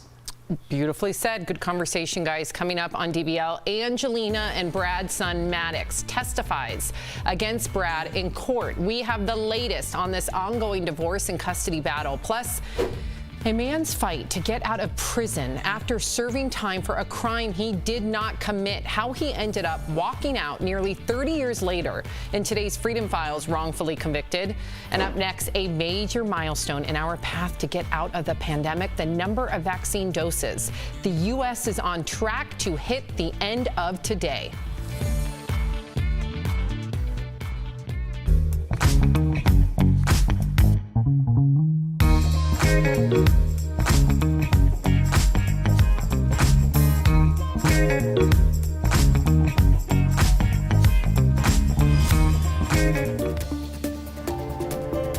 Our brains spend hours every day taking in and processing information from all directions. But like the saying goes, too much of anything can be a bad thing. In fact, doctors say our brains were designed to have regular rest periods. And that's because they function on concentrate on tasks and solving problems, like when you're at work or even watching your favorite show. But sometimes our brains go into what's called the default mode network. That switches on whenever your mind takes a break and starts wandering. So if you've ever been reading a book and made it through several pages before realizing you don't even really know what you just read, this is probably why. This second mode isn't bad. Actually, scientists at the University of Southern California's Brain and Creativity Institute say it's critical because it creates rejuvenation in the brain and is linked to well-being, intelligence, and creativity. Basically, it gives your mind a chance to reflect and sort some things out. Dr. Stu Friedman at the University of Pennsylvania suggests giving yourself a break every 90 minutes.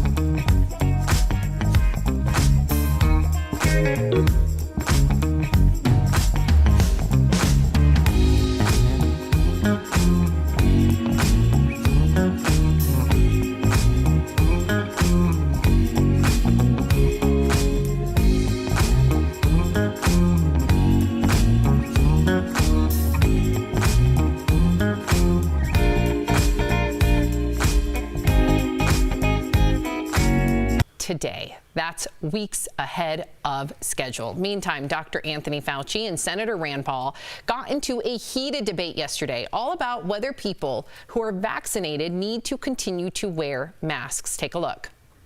What studies do you have that people that have had the vaccine or have had the infection are the vaccine and you're wearing 2 masks? Isn't that theater? Let me just state for the record that masks are not theater. Masks are protective. And we have immunity there, theater. If you already have immunity, you're wearing a mask to give comfort to others. You're not wearing a mask because of any sign. I totally disagree with you. So on Monday, our very own Dr. Coley will be on the show, and she will weigh in on this debate. So stay tuned for that. Meantime, after a year in lockdown and an end in sight as more and more people get vaccinated, a lot of people are experiencing anxiety about returning to a more normal way of life. Like, how will you feel going back to a crowded restaurant, a crowded bar? Will you remember how to make small talk? Are you really ready to ditch those sweatpants? And what about going to a big sporting event again? First and foremost, before we get into the conversation about do you have anxiety re-assimilating into society, it's mind-boggling to me, Al, that we don't treat our doctors or researchers or scientists as experts. Yeah. Politicians don't have the same body of work or knowledge as doctors and researchers. Because they have different jobs. His job is to get reelected. And that's what he's doing. He's telling his base, who he's kind of taken the temperature of, they don't like wearing masks. They kind of were literally forced to wear masks if they want to go in Target. But he's letting them know, hey, I'm still very few that I feel like would literally give their life, like we've seen civil rights leaders. All right, where's my camera? And when masks are supposed to protect your neighbor. But really quickly before we go, are you anxious, Lindsay, and then Jeff, to re-assimilate back into normal life? I wasn't anxious, but I was around kids recently that I haven't seen in a little while, and they were like, I was a monster. They were like, and so you guys all have kids, and so I'm just trying to understand how your kids are going to get to know people that they haven't seen in a year or years or ever. Good point. Jeff, are you nervous? Are you just ready for it? I am so ready for it. And if I was vaccinated already, if I was vaccinated today, I would wear a mask, not for myself, for you. This culture we live in is I this, I that. I'm wearing a mask for you to keep you safe. Why don't we start looking out for each other instead of ourselves once in a while? And I'm ready to get back to those crazy people I miss so much. Well said, Jeff. Coming up on DBL, a man spends nearly 3 decades in prison for murder because of a friend's lie in court. That story is next in today's Freedom Files Wrongful.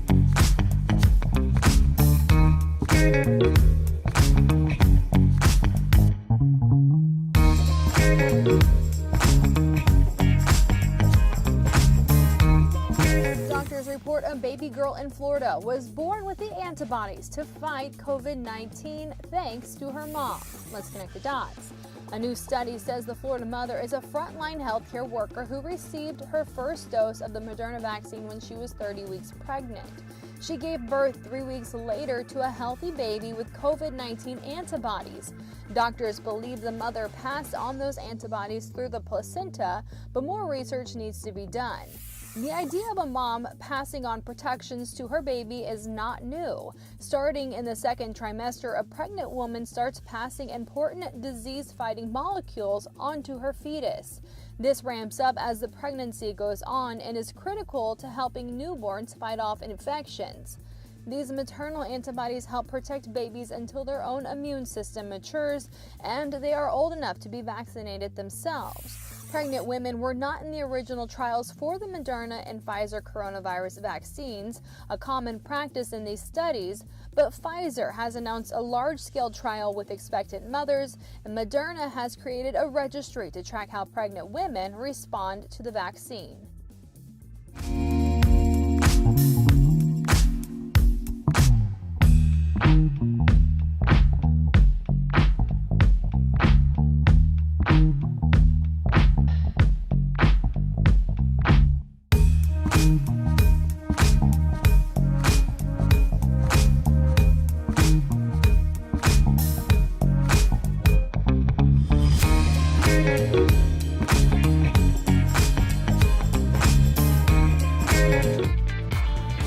Welcome back to DBL. Could you forgive a friend's betrayal? It's a question Chester Holman has spent nearly 3 decades debating.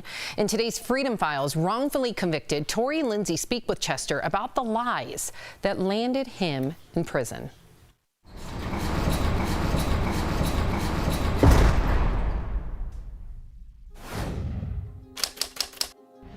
It's the summer of 1991, and 21-year-old Chester Holman is loving life. On the night of August 20th, Chester is hanging out with his neighbor, Deirdre Jones. I had just got my first vacation, so I was excited about that, looking forward to the week. And I said, look, let's not stay in, let's just go down Southwest Philadelphia and visit a friend. They jump in his roommate's rented white Chevy Blazer and start driving. Within minutes, Chester is pulled over by 2 police cars. The car that was on my left, he pulled in front of us, and they got out with guns drawn. A 24-year-old college student is dead, and there is one connection between Chester and the murder. Witnesses say the shooter is in a white SUV with a partial license plate similar to the one Chester is driving. Both Chester and Deirdre are taken in for questioning.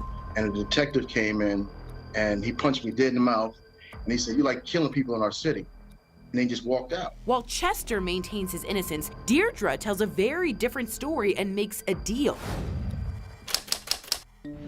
Maybe days later, that she had been released, but she had made a statement implicating us in this crime. Deirdre takes the stand, saying she waited in the SUV while Chester and another man committed the crime. Chester's family is devastated. I just try to be strong for my parents. 8 eyewitnesses take the stand. However, there is only one who identifies Chester. It's not about truth or innocence, it's about who can tell the better story. Right now, they have the better story. The jury convicts Chester of second-degree murder and robbery. He is sentenced to life without parole.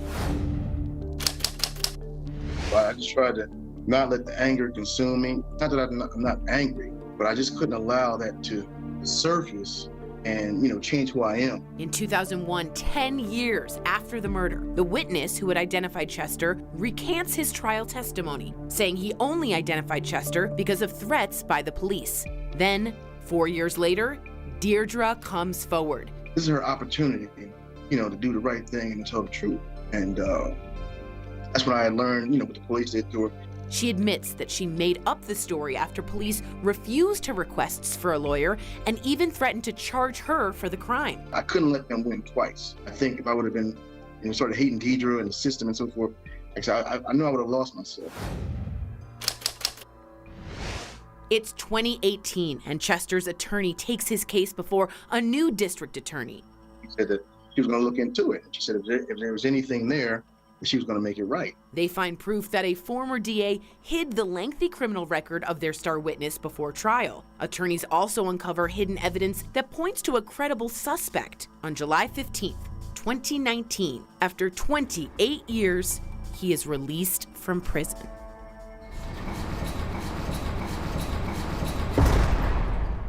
Chester, welcome to DBL. Now, you've said you worked really hard to not let prison change you.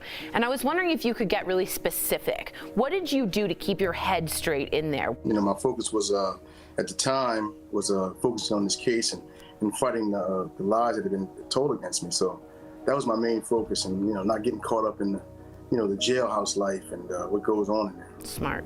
It's insane that your former friend Deirdre implicated you in this crime, and it was her testimony that actually sent you to prison. So now that you're free, what would you say to her, if anything? I mean, it's been a long time. This is close to 30 years ago. And there's been opportunities for me to speak to her since I've been home. I haven't taken advantage of it. It's difficult. My mom, passed away in this process, and my grandparents, all because of, she didn't have the fortitude to, stand up and just tell the truth. So at this point, I can say today that, there's no ill feelings having learned what she went through. But at the time when you're going through it, you're just wondering, like, how can you do this? Knowing that I'm ready, spend the rest of my life in prison. So would you say you forgave her? I wouldn't say I forgave her. I just say I understand. Yeah. That night that we were pulled over and arrested, I can always attest to what I went through in that interrogation room. And Deirdre was a frail, timid, shy person. So I can only imagine what they put her through in the other room. Like I said, I don't want to say I'm necessarily forgiven, because a lot has been lost in my life. But at the same time, I can just say I understand. I have no ill feelings towards her at this point. it's just like, let me go this way, you go that way, and and that's where I'm at with it. I mean, you might not have ill feelings. I'm just going to interrupt here and just, I do. Like, I have such a hard time moving on from that. So you're my role model in moving on. I'm just saying I harbor things, and I can't imagine how positive you must be to move on. So bravo. Sorry to interrupt. No, that's the same way we're always saying that. We don't know how Chester. people are able to move forward past some of these experiences. In 2020, the city of Philadelphia paid you $9.8 million for your time served. Now, in your opinion, you have the floor here, is that price tag enough for the 28 years you lost behind bars for you? I mean, that was one of the things that I had wrestled with, with my attorneys, and that was a big thing for me in terms of, how much was it actually worth to accept, I guess, because I felt like it was putting a value on my life, whether it was 9.8 million or 30 million. Am I saying, by me agreeing to this, is this what I'm saying my life is worth? And I struggled with that, and initially when I first came out, it wasn't even about the money. It was just about clearing my name, and my lawyers just basically said that this is the process of how it goes. Once you've been exonerated, this is the only recourse that we have is to receive compensation. So we followed through that course of action, and we ended up at this number. And like I said, is it enough for me? I mean, it's more than enough for me. But to say that's the value of my life, that's what I equate it to. That's hard to say. The value of my life. Yeah. And dignity, right? The value of your dignity. My God, thank you for being here. Thank you, I appreciate that. Wow, we'll be right back. Promotional consideration is brought to you by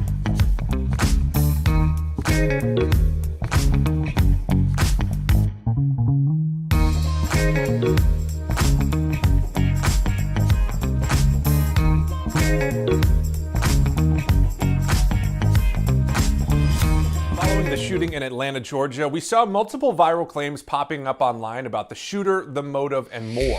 We're breaking down what we know right now to be true, false, and what's still unknown. Starting with these Facebook posts. They appear to be from the shooter and talk about the need to fight back against China. Now, many people are sharing these as evidence of the motives for the shooter, but a spokesperson for Facebook confirmed these are fake posts and that the platform is removing them. So we're moving these to false for now. Now, right now, the motives of the shooter are being investigated, but following the shooting, we've seen lots of claims that hate crimes against Asian Americans have been on the rise during the pandemic. So is that true? Well, to find out, we looked at data from the FBI and a report by the Center for the Study of Hate and Extremism. Now, that report found an overall decrease of hate crimes in 2020 of about 7%, but among Asian Americans, that number rose 150% in 2020. So yes, the number of hate crimes against Asian Americans are on the rise during the pandemic. That's verified. Finally, was the shooting in Atlanta a hate crime against Asian Americans? This is the big question right now. The FBI defines a hate crime as a criminal offense against a person or property motivated in whole or in part by an offender's bias against a race, religion, disability, sexual orientation, ethnicity, gender, or gender identity. Now, the shooting in Atlanta fits parts of that definition, but ultimately, we have to wait for the FBI investigation into this case to be finished before we can officially say what the shooter's motives actually were. So for now, we're leaving this question in the unverified column. Folks, if you have any other claims or questions you want us to look into, send us an email. With your Verify, I'm Jason Puckett.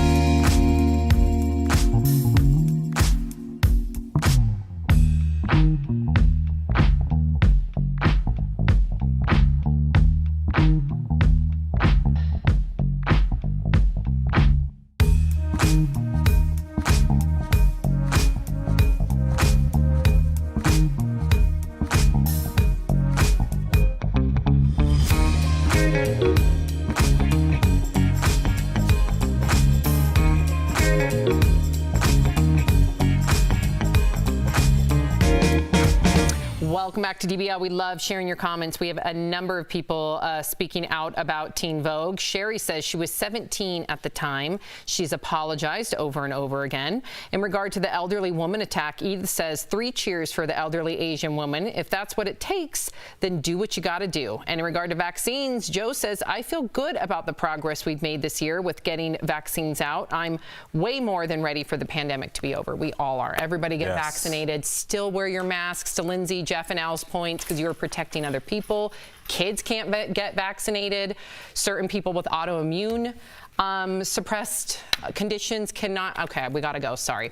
If you're leaving us, you can watch the second half of the show on Facebook or YouTube. Chat with other viewers, leave your comments, and be a part of our DBL Nation. But if you're sticking around, here's what's coming up. Sharon Stone is talking all about the pressure she felt behind the scenes while shooting Basic Instinct. Plus, Dynasty's Emma Sams joins our panel live. She's revealing her experience as a COVID long hauler, plus the big reunion bringing the hit show's cast together. We'll be right back.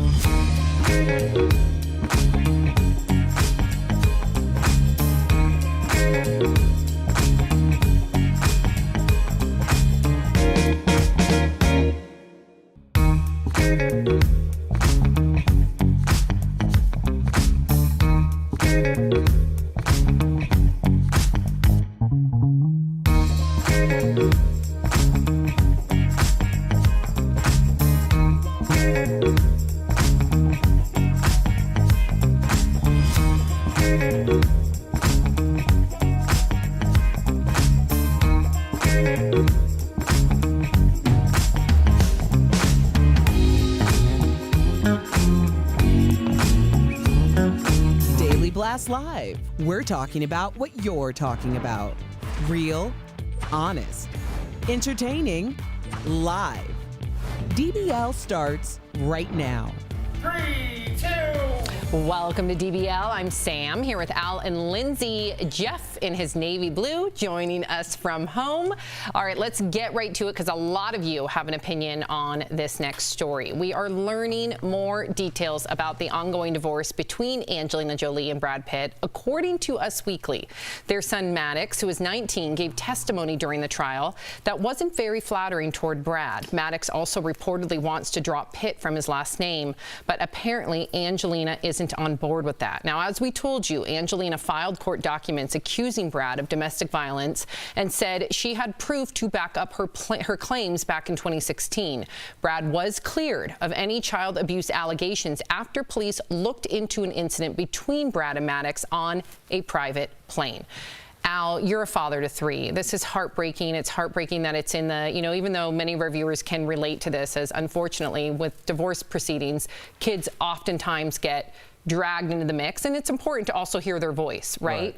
However, this is being aired for the whole public to hear and see. And I think the whole public heard that he doesn't want his dad's last name anymore. I mean, that's what rang out to me. I mean, if one of my children said that to me, I would seriously ask the judge to end the proceedings, because there's nothing worse that could be said to a parent. Like, it's over at that point.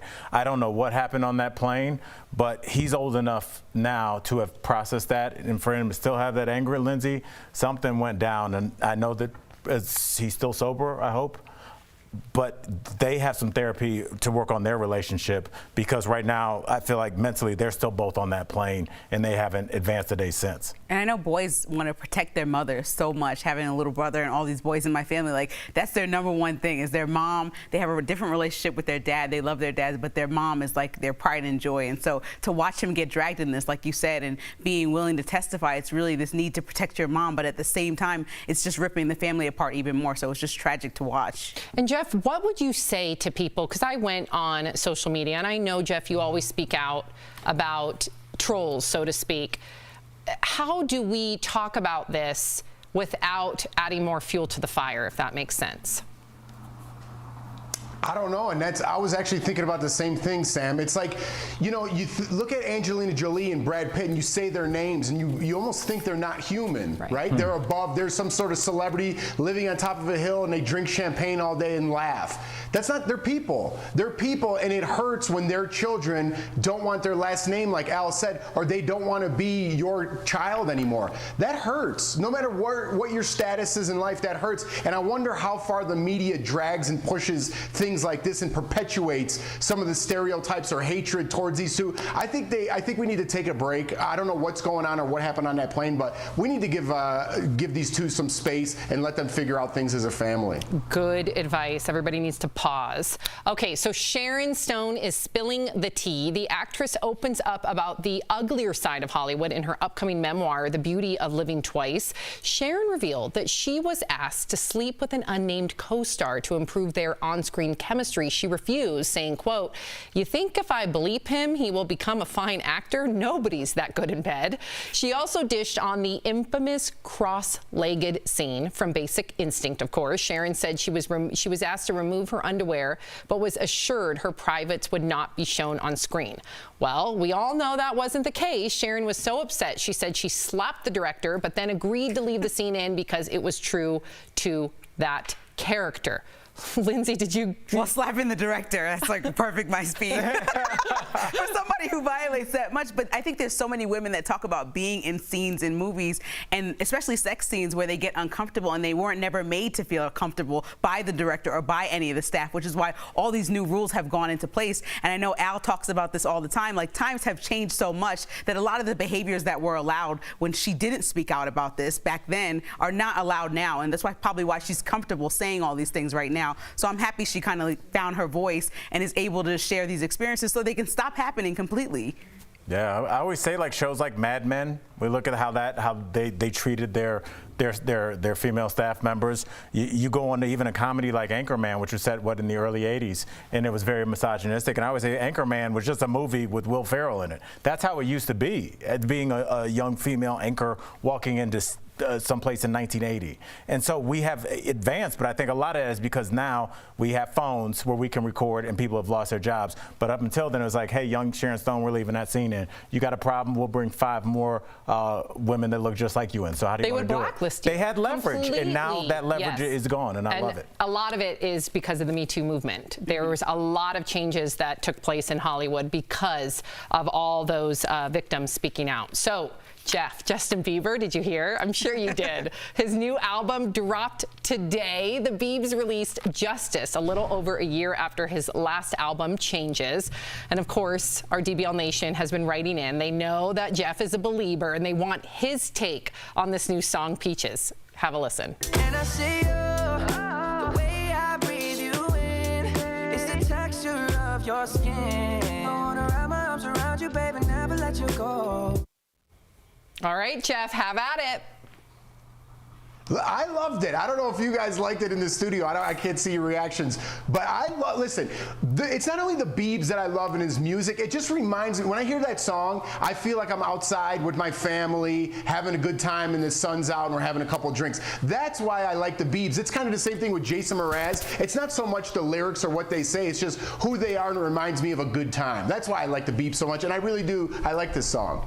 Is there any song that Jeff you don't like of Justin Bieber's? Because I know his music is upbeat and fun most of the time, but is there anyone that you're like, not my cup of tea? Or he can do no wrong? I definitely have my favorites. But I wouldn't say dislike. Lindsay, oh my did you God. dig it? I thought it was cool. It had a cool vibe. You know, it sounded Can we like hear it again? Because I felt like I heard a lot of synthesizing. Yeah, Is a that lot what of it's called? auto-tune. Yeah. What are you trying to say, Sam? I just, I loved Holy. Loved the song Holy, Jeff. I was like, I play that song all the time. This one, you don't even really hear his voice with all the. Who's that artist that's really known for doing it? T-Pain? Yeah. Oh, God. I feel like he worked with T-Pain. Yeah. Good job, Lindsay. In a time machine. What's happening? Yeah, that was. I mean, I get that. I'm not a huge fan of auto-tune either, but I feel like it's one of those songs that like you have on when you're like having a cookout and you're just kind of doing the salad and getting the hot dogs ready. It's not like a hard. I wouldn't listen to it in my car, but I feel like it's like a chill, like Jeff said. Chill Saturday, people coming over, game is on. Like that's the kind of music when you're prepared. Before we go to break, really quickly, what was the song you were listening to like as you pulled into the studio today? Do you remember? Oh man, Any jams? I think I was on the phone today. Okay. With my Lindsay mom. pulls up to the studio like Grand Theft Auto. You do. Lindsay. Lindsay, no, you got that nice car. You pull up. I do not pull up like Grand That's Theft a Auto. compliment. You pull up like your boss. I'm surprised you just don't park it sideways and just they get smack out. people with car doors. This is how aggressive I'm driving. No, it's not scary. It's just like you pull up like you sitting nice in there. Wow. You get out, toss me the keys, and just come in the studio. Who were you listening to? Freddie Gibbs, always. Oh, okay. That's best rapper out right now, no doubt. Okay, and I'm going to listen to that because when you told me, you always will give me advice about different artists to listen to or rap. Yeah. Remember when you came in my car and you took over my stereo? I did, yes. Yeah. I had to grab that aux cord. Okay, and what about you, Jeff? Was it Biebs on the way in? Oh, you're at home. I'm at home, Sam. He's like nothing. Anything well, at least she knows what color your shirt is, Jeff. So let's. My God! Wow. Do you play music in the morning when you get ready? Yeah. Thank you, Lindsay. Thank you for cleaning that up for her, Lindsay. Do not bail her out. Oh.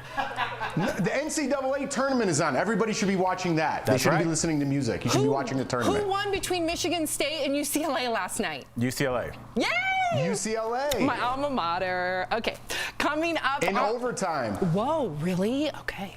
Coming up on DBL, we've got Dynasty's Emma Sams joining us live. She's giving us the scoop on a show reunion with her castmates and our DBL staff working hard at home during the pandemic. When COVID is behind us, we will hopefully all be reunited in the studio. We'll be right back. Closed captioning provided by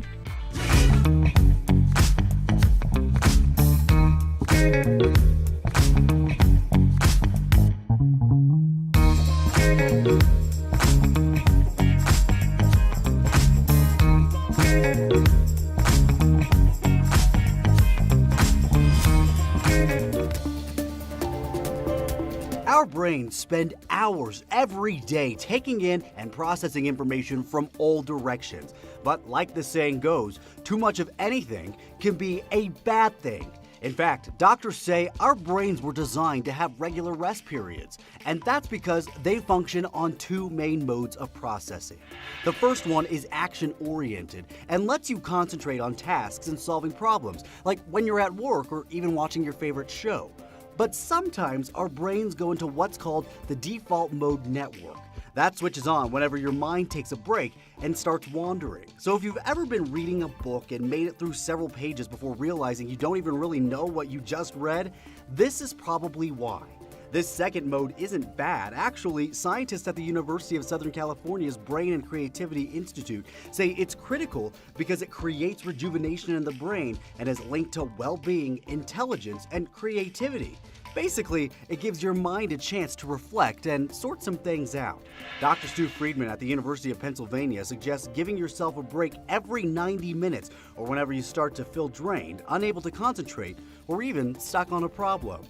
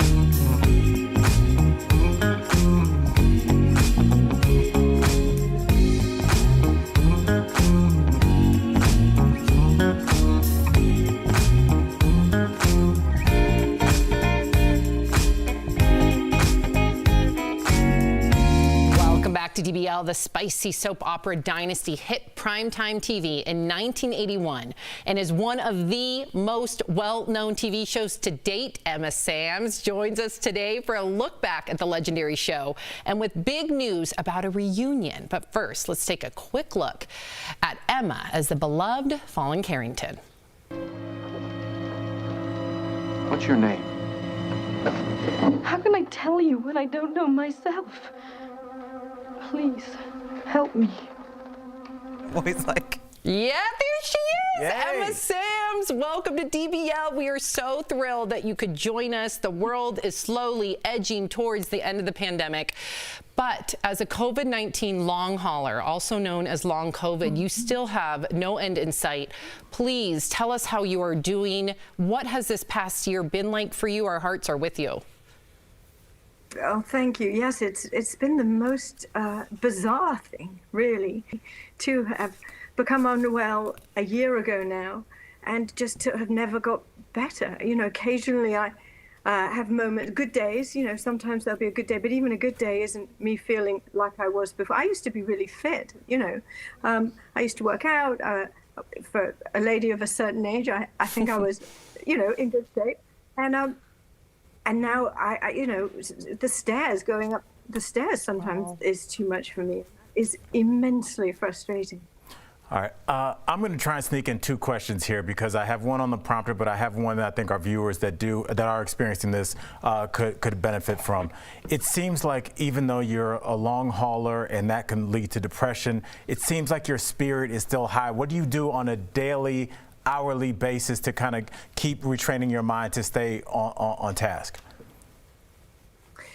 Well, I'm very lucky. Some people with long COVID are stuck alone, completely alone at home. I have a marvelous partner who lives with me, who's incredibly helpful and supportive and kind, and that makes obviously a huge difference. I don't have little kids. You know, I can't imagine trying to look after little children and feel this way. So in many respects, you know, I'm one of the lucky ones.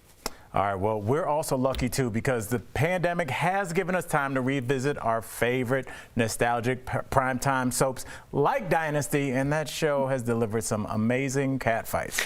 Well, it has. But you have to know about that mud fight with Heather Locklear. Was it as much fun as it looked like it was?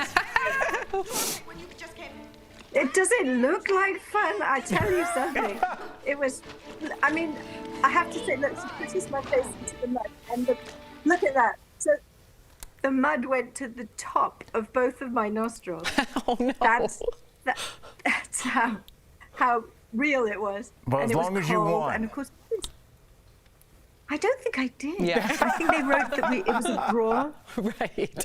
A draw, we would say. So Joan Collins played your scheming mother, and it's also considered one of TV's most evil villains. But off camera, you said she actually had a profound effect on how you saw yourself as a woman. Can you describe that? Well, I think Joan's performance as Alexis actually empowered a lot of women. Made women realize that, you know, you could be sexy when you're older than 25, and you could be powerful. You could run a business. You could be just as tough as the men, if not tougher. And I think she did a lot for women around the world. So well said, Emma. Amen. So while we are talking about soap operas, you also play fan favorite Holly Sutton on GH, General Hospital, and you've been doing it on and off since 1982. Some of our viewers have written in. They want you to give them the scoop. Are you going to return once more? Well, right before the pandemic, I was sort of planning to come back and do another little stint. Obviously, everything has been put on hold, partly because it's not safe to travel and partly because I'm not well enough to work. But the producers have been so incredibly kind and supportive, and assuming they continue to be that until I get better, and I will get better. I'm sure I will get better. Then hopefully, yes, then Holly Sutton Scorpio we'll be back on General Hospital. Fingers crossed. That's right. And that, first of all, it's good that she'll be back. But Emma, you know, there's also some more good news. Pandemics have made people really get interested in TV reunions, and you've got one of your own tomorrow with one of your castmates from Dynasty. Can you give us a little inside scoop on what fans can expect?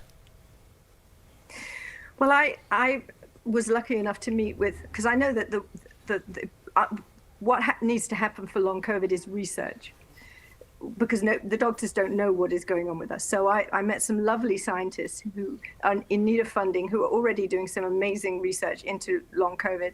And I said, right, I'm going to raise some money for you. So I had seen quite a few other fundraisers going on of this ilk, you know, fans being able to get together with online with old casts of old television shows. So I thought I would get in with the Dynasty crowd. I say dynasty, by the way, because in England we say dynasty. It sounds Dynasty better. Crowd. And I just thought it would be good to try and raise some funds. So sell tickets to an online reunion. And I had no idea that so many of my old castmates would say yes. So it's turned into a huge, fantastic event. And it's so heartwarming that so many of them agreed to do it for me. Amen. Kudos to you and your philanthropy, even though you're going through so much, and you will remain in our thoughts and prayers for a full recovery. I know it will happen, Emma. You will prevail in the end. Thank you for joining us. And DBL Nation, check out dynastyreunion.com for everything you need to know about the reunion and to support research on long COVID, most importantly. We'll be right back. It's great meeting Thank you, Emma. Thanks, Emma. People are wearing masks.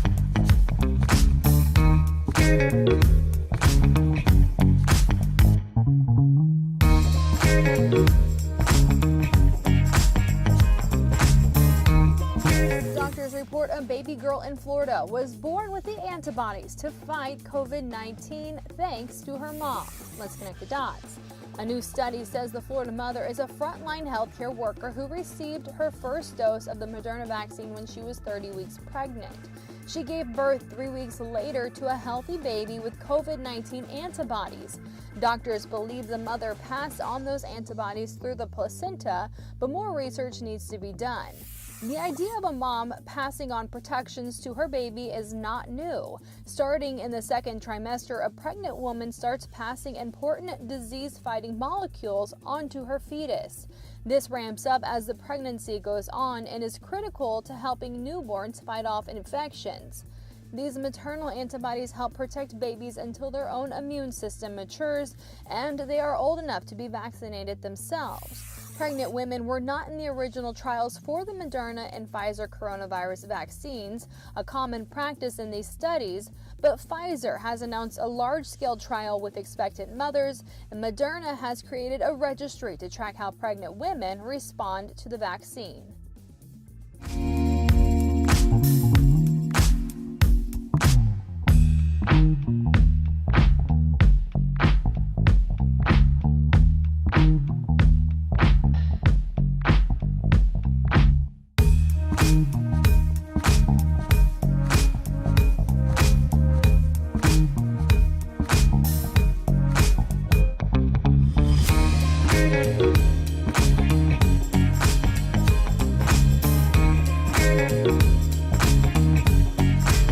Welcome back to DBL. We all know exercise offers so many benefits, but did you know it can actually help enhance aging brains? We're chatting about it on DBL's Focus on Fitness, presented by QB. So exercise impacts the way your brain communicates, like thinking and remembering. That's why it's so important to exercise as you age.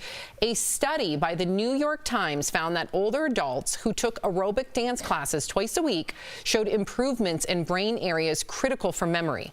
After a workout, your brain's memory centers actually start interacting in healthier new ways, which could help prevent memory loss and lower the risk of dementia. When it comes to staying active, QB is changing the way the world thinks about fitness, regardless of physical ability or age. Try their underdesk elliptical at home. Call 1-800-730-3397 or visit QB.com to learn more. Of someone who, lost loved ones to dementia, both my grandmothers, Dementia, if you can prevent it through exercise, that is such a bit of information that I was not aware of. It makes sense, though. You think about, moving, gets the blood moving. Blood flow. Blood carries oxygen. It's more oxygen in your brain, and maybe that's something to it. And it kind of made me think about something I saw on TikTok the other day. Parents that are homeschooling kids that have ADD and have trouble sitting in front of the monitor, they've shown people have home setups where they put like a stationary bike and their kid pedals while they learn. Wow. So their body's doing something and it helps them focus. So it's just so interesting how just movement causes blood flow and your brain to kind of turn on. It makes sense. And we talked about getting back into society, like just moving around was something that at least I didn't do a lot. So I know a lot of people are stationary at home. Yep, ready to get out. Yeah, this is going to be, just going for a walk is going to be a big deal. Exactly. We will be right back. Promotional consideration is brought to you by At Guild.com, get insider access to coveted designers like Valentino, Chloe, and Dior at up to 70% off retail prices. Shop daily sales before they disappear in a flash. Visit Guild.com today. See yourself.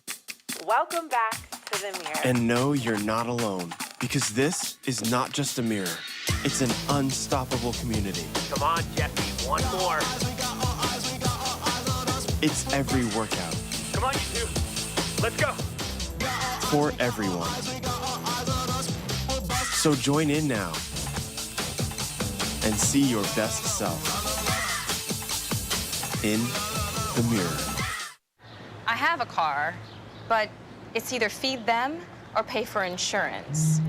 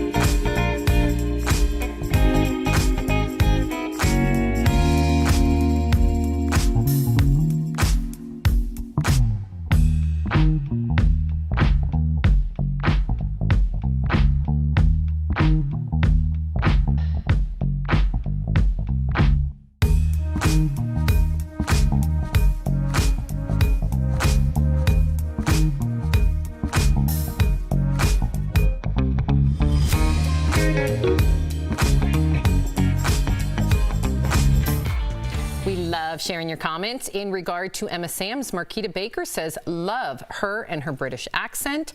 Julie says, wow, Emma looks great. Loved her on DBL today, and we are all thinking of you, Emma. And then in regard to Justin Bieber's new song, Cynthia says, I'm digging the new Bieber song. I'm just like Jeff. I'm a big fan. Did you really hear enough of it, though, Jeff, to make a decision? I listened to it a couple times this morning. Of course you did. Okay. He's a real everybody. Okay. Oh, here it is. It's a good way to start the weekend. It is a good way to start the weekend. But I asked you that earlier, Jeff, what you listened to, and then you gave me flack for it. Flack? You said, what did you listen to on your way to the studio? I'm at home, you banana head. My dad calls me that. Okay. He does. That's awesome. Okay, DBL is new every day. We will see you guys Monday, same time, same place. Have a great day, everybody. Bye, Jeff.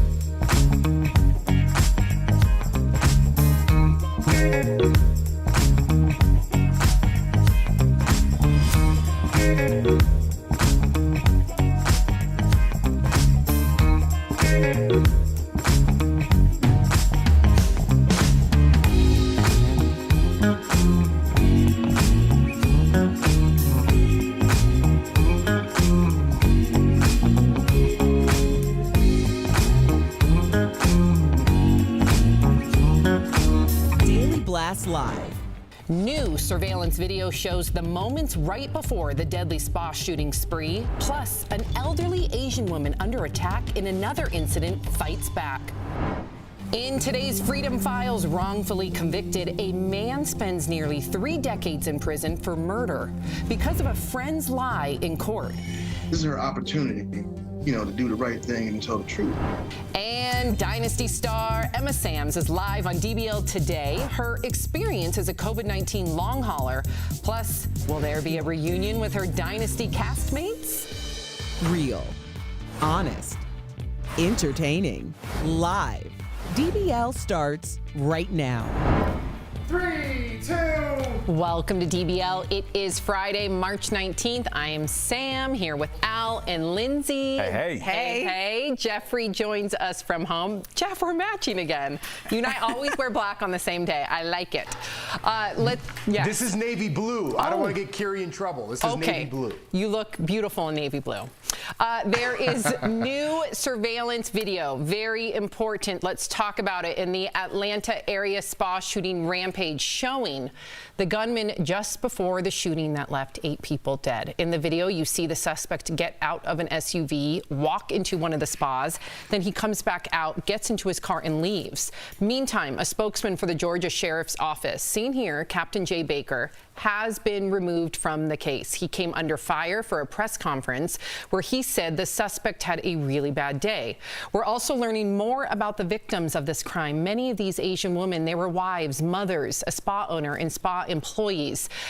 You know, Lindsay, I should add to, not only did that captain say what he said about this monster having a bad day, but also those T-shirts that were very discriminatory, very racist sayings about Asian people. Why do you think it's taken this long for him to be removed from the case, and what kind of consequences really are going to happen? I think people want somebody to gleefully walk around like, hey, I'm racist. Like, he's done stuff that shows that he's racist. He's in a leadership position, and we're not just talking about him making a mistake in a press conference, if you want to call it a mistake. We're talking about things that he posted a year ago on Facebook that are racist, and he's leading and director of communications for a police department, and it's really just a mess. I think that he needs to just not only get removed from this case, but also be removed from the police department, because how can somebody like that affect community relations in a positive way with these type of thoughts in their heads as a grown adult?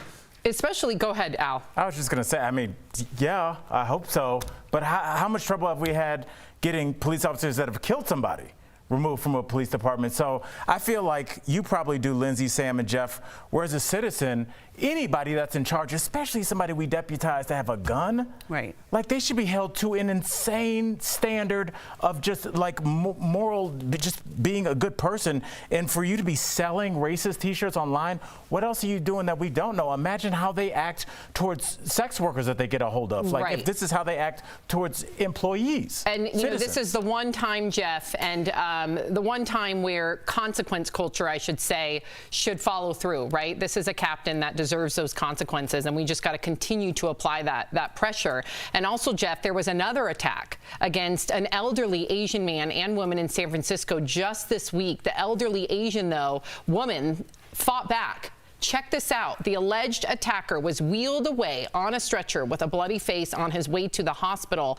after the woman turned the tables on him and repeatedly hit him with a stick. This video of the aftermath has gone viral, showing the resilient woman who was attacked. She says she was waiting at a traffic light when the suspect punched her. That's when she grabbed the stick, defended herself. Another elderly Vietnamese man was also hurt in the attack. And I also want to show our viewers that there are some GoFundMes for each of these individuals if you can donate, okay? They're right there, help with their medical expenses. And of course, that 39-year-old suspect is now being investigated. Jeff.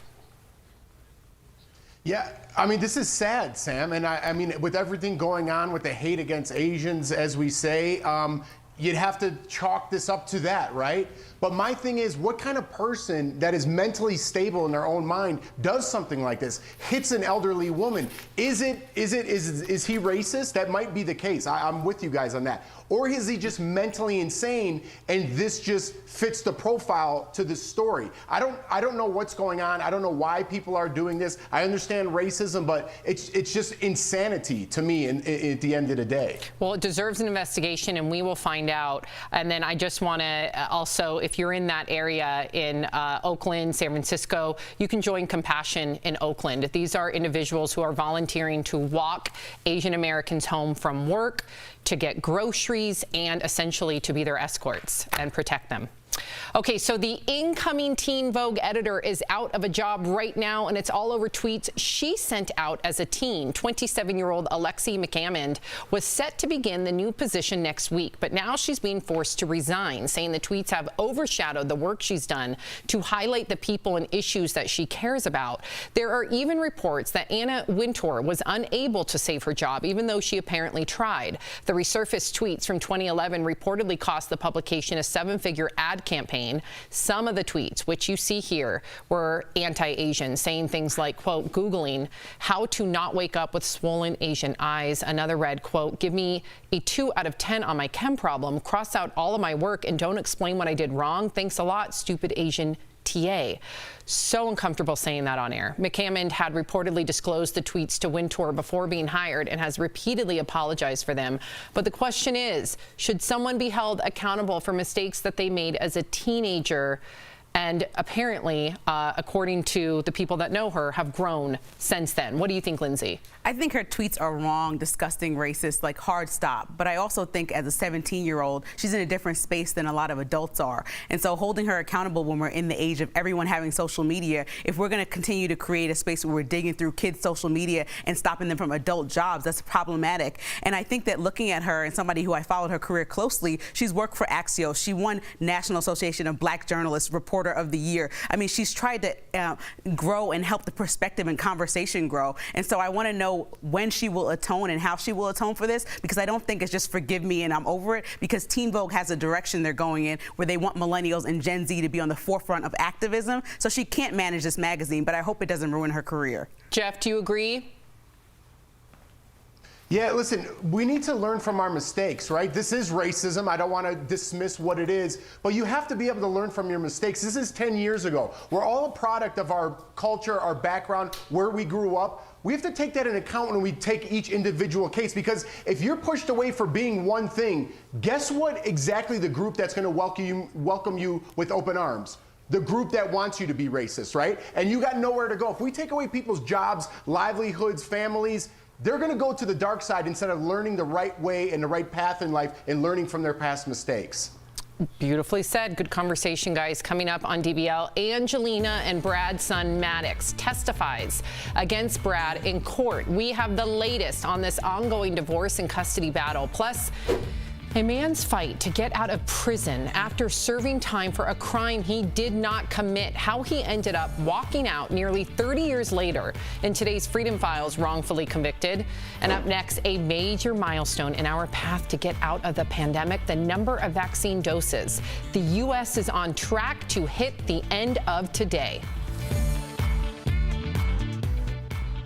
Closed captioning.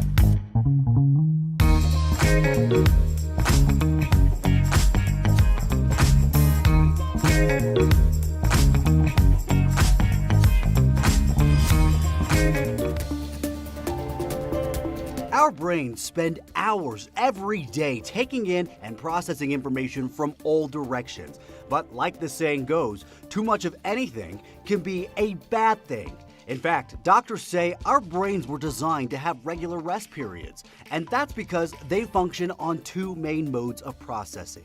The first one is action-oriented and lets you concentrate on tasks and solving problems, like when you're at work or even watching your favorite show.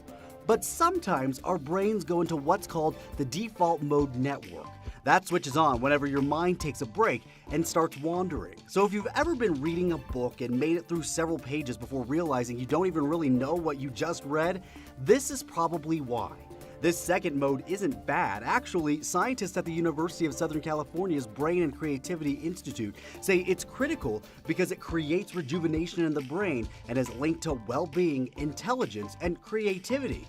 Basically, it gives your mind a chance to reflect and sort some things out. Dr. Stu Friedman at the University of Pennsylvania suggests giving yourself a break every 90 minutes or whenever you start to feel drained, unable to concentrate, or even stuck on a problem.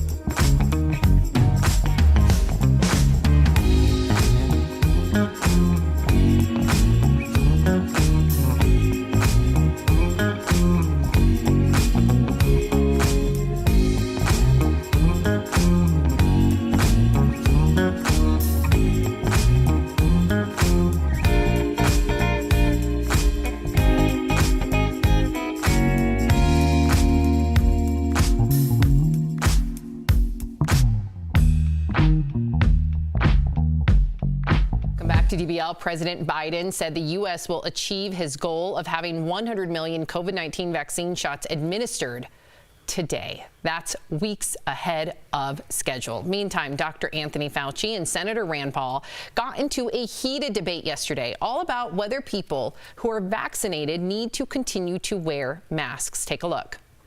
What studies do you have that people that have had the vaccine or have had the infection are spreading the infection? If we're not spreading the infection, isn't it just theater? No, it's not. not. The vaccine and you're wearing 2 masks. Isn't that theater? Let me just state for the record that masks are not theater.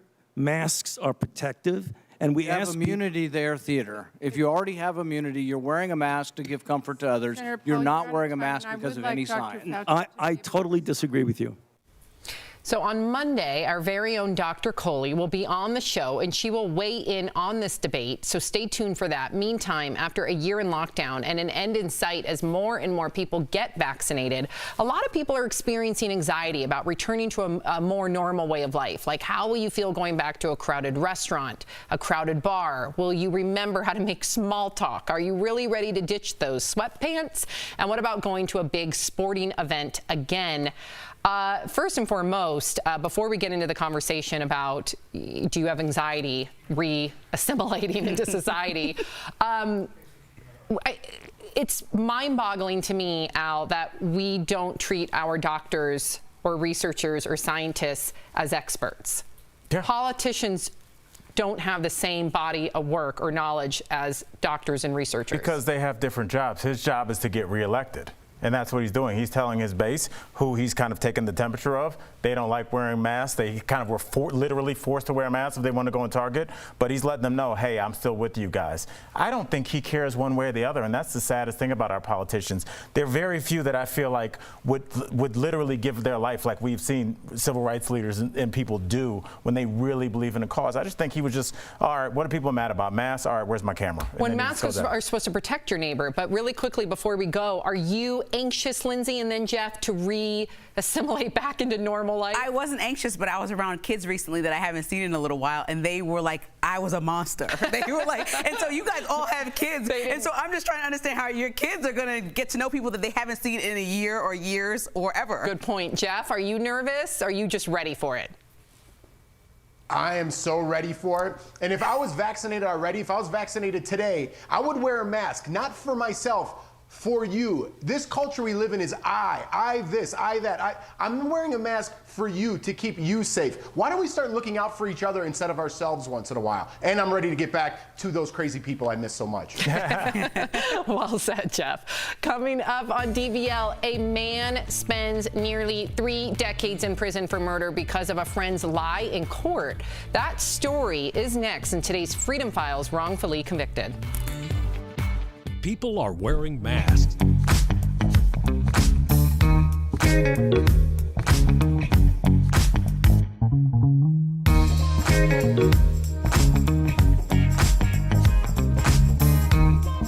Doctors report a baby girl in Florida was born with the antibodies to fight COVID-19 thanks to her mom.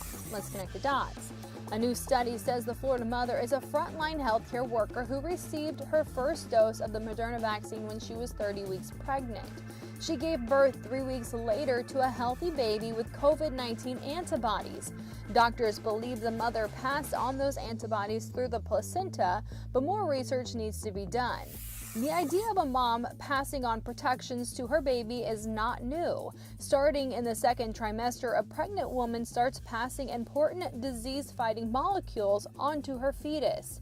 This ramps up as the pregnancy goes on and is critical to helping newborns fight off infections.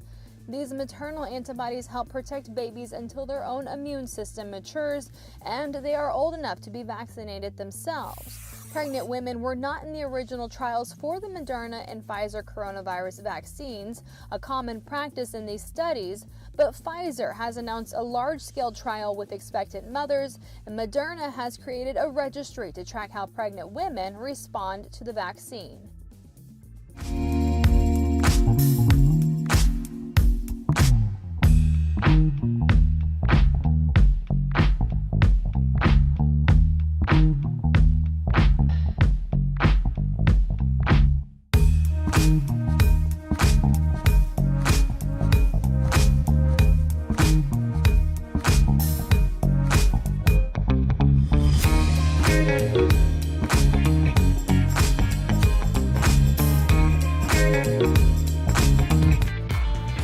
Welcome back to DBL. Could you forgive a friend's betrayal? It's a question Chester Holman has spent nearly 3 decades debating.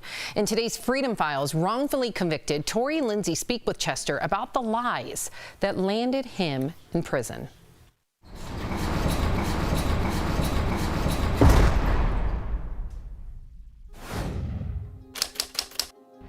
It's the summer of 1991, and 21-year-old Chester Holman is loving life. On the night of August 20th, Chester is hanging out with his neighbor, Deirdre Jones. I had just got my first vacation, so I was excited about that, looking forward to the week. And I said, look, let's not stay in, let's just go down Southwest Philadelphia and visit a friend. They jump in his roommate's rented white Chevy Blazer and start driving. Within minutes, Chester is pulled over by 2 police cars. The car that was on my left, he pulled in front of us, and they got out with guns drawn. A 24-year-old college student is dead, and there is one connection between Chester and the murder. Witnesses say the shooter is in a white SUV with a partial license plate similar to the one Chester is driving. Both Chester and Deirdre are taken in for questioning. And a detective came in, and he punched me dead in the mouth, and he said, "You like killing people in our city." And they just walked out. While Chester maintains his innocence, Deirdre tells a very different story and makes a deal. Maybe days later, that she had been released, but she had made a statement implicating us in this crime. Deirdre takes the stand, saying she waited in the SUV while Chester and another man committed the crime. Chester's family is devastated. I just try to be strong for my parents. 8 eyewitnesses take the stand. However, there is only one who identifies Chester. It's not about truth or innocence, it's about who can tell the better story. Right now, they have the better story. The jury convicts Chester of second-degree murder and robbery. He is sentenced to life without parole. I just tried to not let the anger consume me. Not that I'm not angry, but I just couldn't allow that to surface and, change who I am. In 2001, 10 years after the murder, the witness who had identified Chester recants his trial testimony, saying he only identified Chester because of threats by the police. Then, 4 years later, Deirdre comes forward. This is her opportunity, to do the right thing and to tell the truth. And that's when I learned, what the police did to her. She admits that she made up the story after police refused her requests for a lawyer and even threatened to charge her for the crime. I couldn't let them win twice. I think if I would have been, started hating Deirdre and the system and so forth, I knew I would have lost myself. It's 2018, and Chester's attorney takes his case before a new district attorney. He said that she was going to look into it. She said if there was anything there, she was going to make it right. They find proof that a former DA hid the lengthy criminal record of their star witness before trial. Attorneys also uncover hidden evidence that points to a credible suspect. On July 15th, 2019, after 28 years, he is released from prison.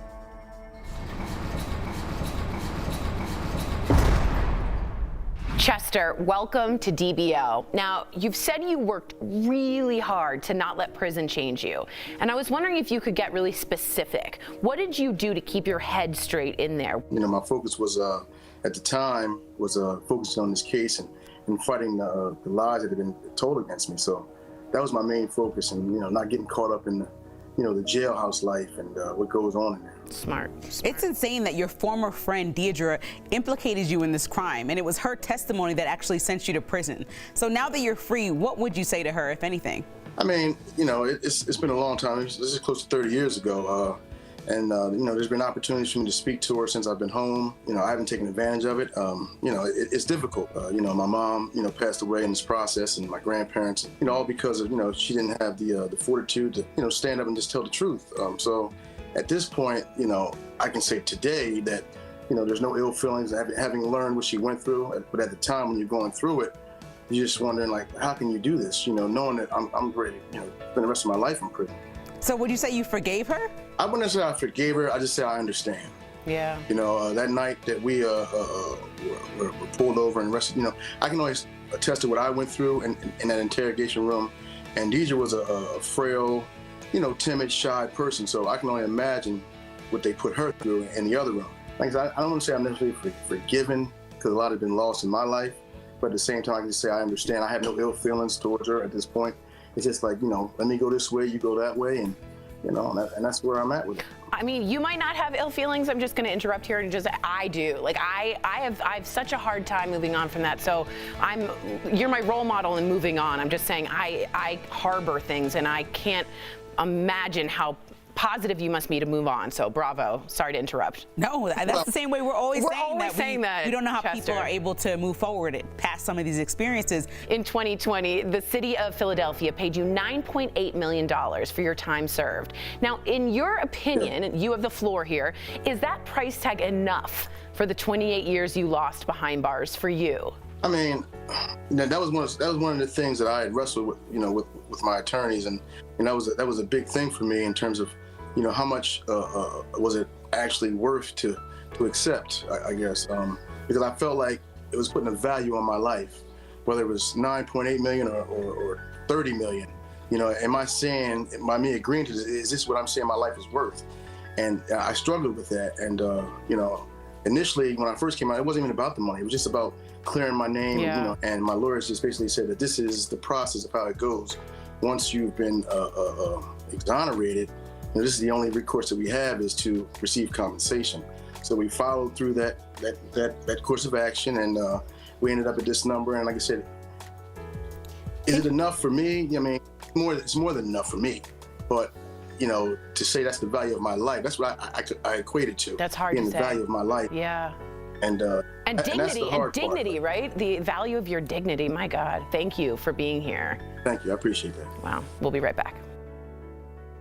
Promotional consideration is brought to you by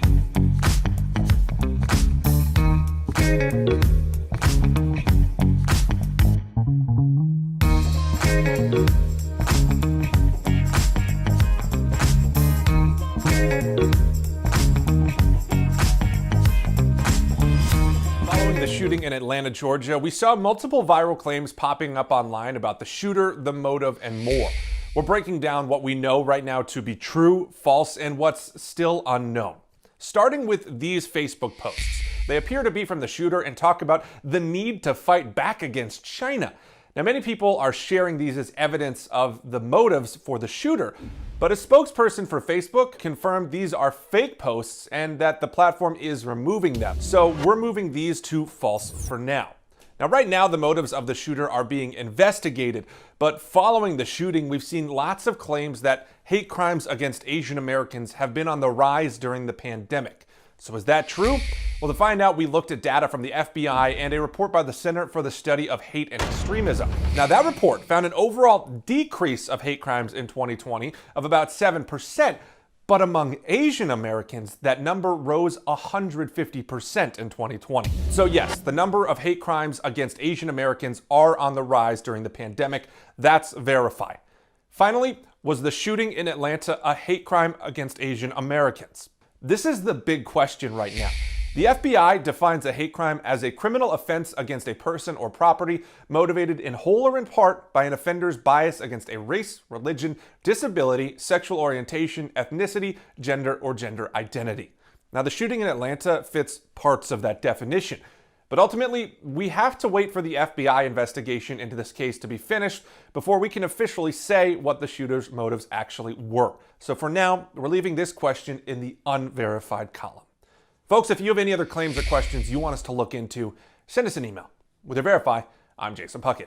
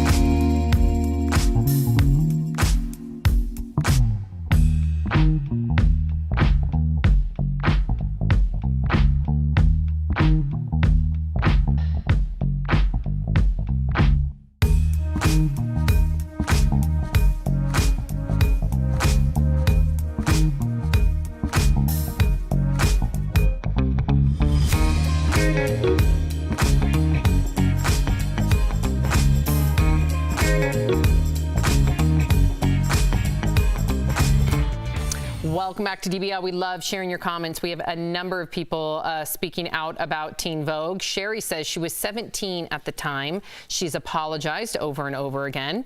In regard to the elderly woman attack, Edith says 3 cheers for the elderly Asian woman. If that's what it takes, then do what you got to do. And in regard to vaccines, Joe says, I feel good about the progress we've made this year with getting vaccines out. I'm way more than ready for the pandemic to be over. We all are. Everybody get vaccinated. Still wear your masks. To Lindsay, Jeff, and Al's points, because you're protecting other people. Kids can't get vaccinated. Certain people with autoimmune suppressed conditions cannot. Okay, we gotta go. Sorry. If you're leaving us, you can watch the second half of the show on Facebook or YouTube. Chat with other viewers, leave your comments, and be a part of our DBL Nation. But if you're sticking around, here's what's coming up. Sharon Stone is talking all about the pressure she felt behind the scenes while shooting Basic Instinct. Plus, Dynasty's Emma Sams joins our panel live. She's revealing her experience as a COVID long hauler, plus the big reunion bringing the hit show's cast together. We'll be right back.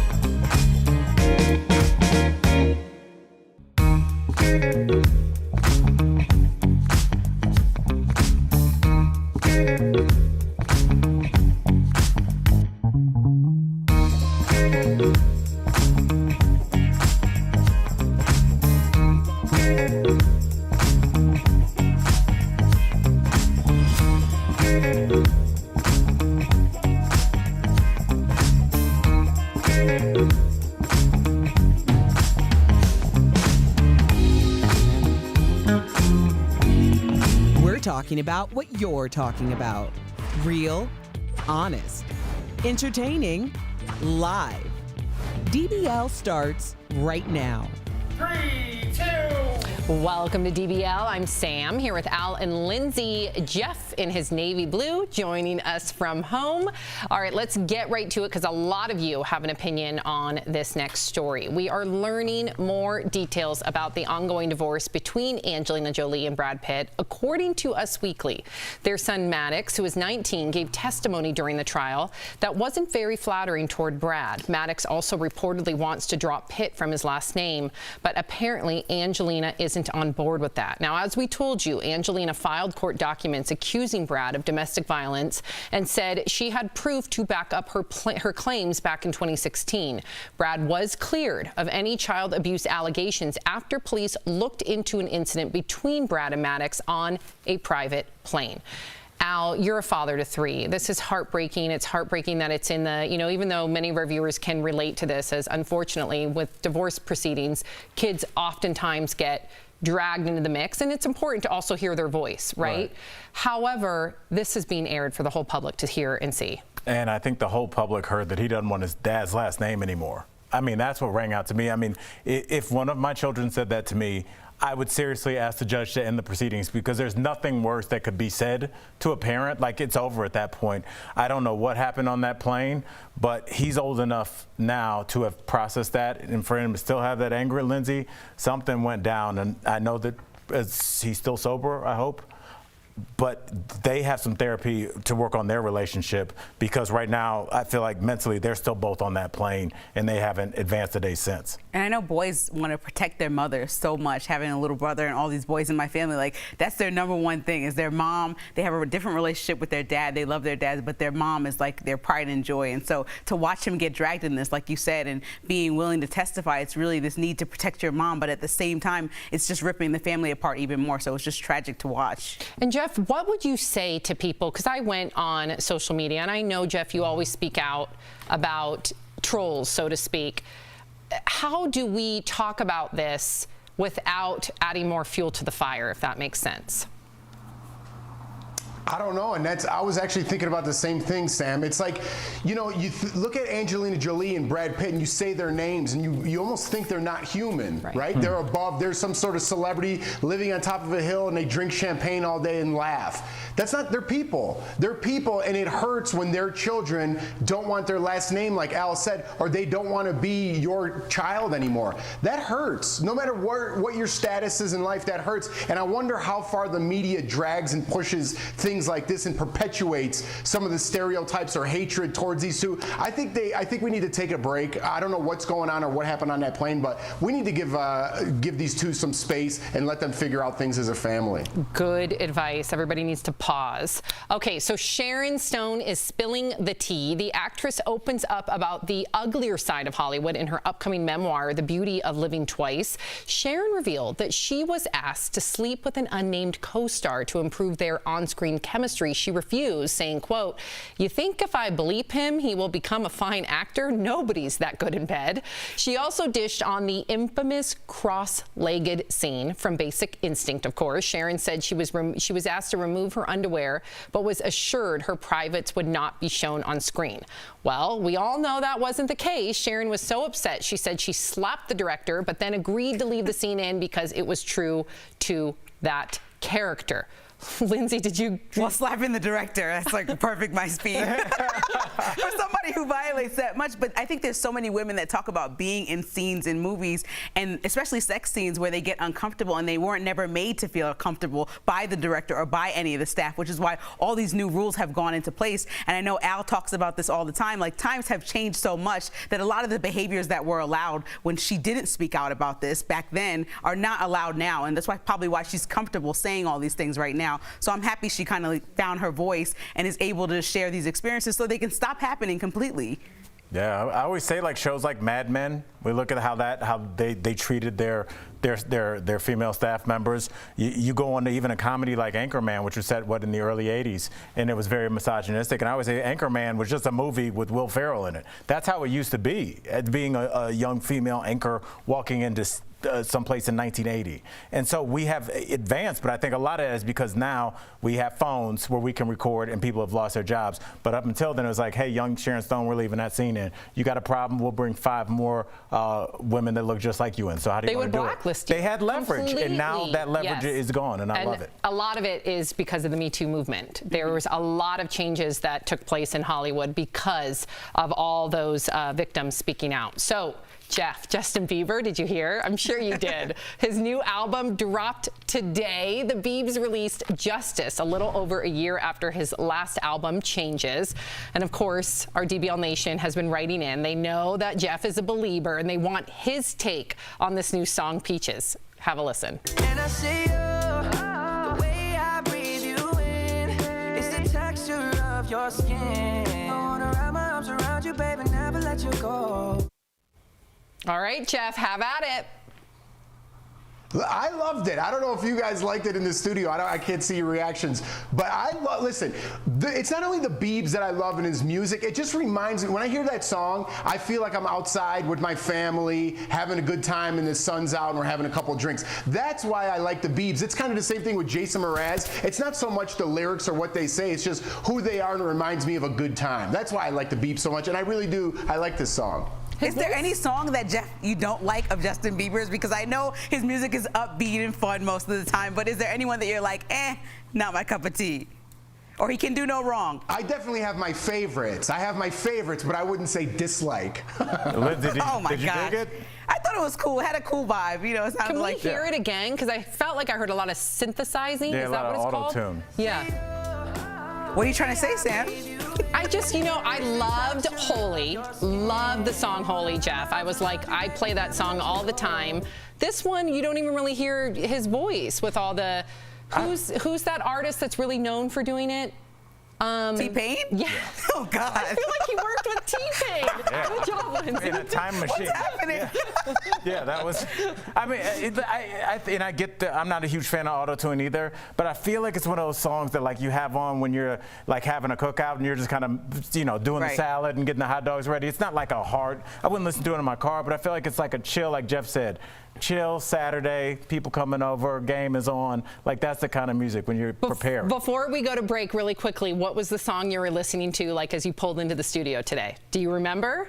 Oh man, Any jams? I think I was on the phone today. Okay. Yeah, my Lindsay mom. pulls up the studio like Grand Theft Auto. You do, Lindsay.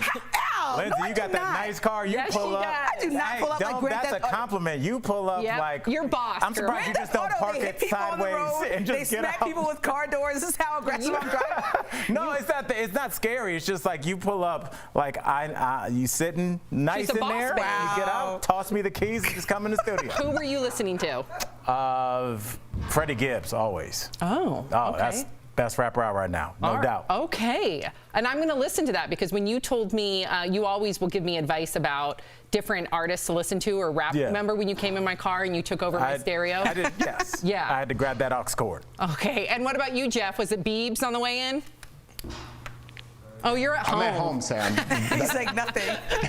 Anything Well, to at least get- she knows what color your shirt is, Jeff. So let's. Oh my God. Wow. Do you play music in the morning when you get ready? Yeah, thank you, Lindsay. Don't thank you for cleaning that up for her, Lindsay. Do not bail her out. Oh. The NCAA tournament is on. Everybody should be watching that. They That's shouldn't right. be listening to music. You should be watching the tournament. Who won between Michigan State and UCLA last night? UCLA. Yay! UCLA. My alma mater. Okay. Coming up In on overtime. Whoa, really? Okay. Coming up on DBL, we've got Dynasties. Emma Sams joining us live. She's giving us the scoop on a show reunion with her castmates and our DBL staff working hard at home during the pandemic. When COVID is behind us, we will hopefully all be reunited in the studio. We'll be right back. Closed captioning provided by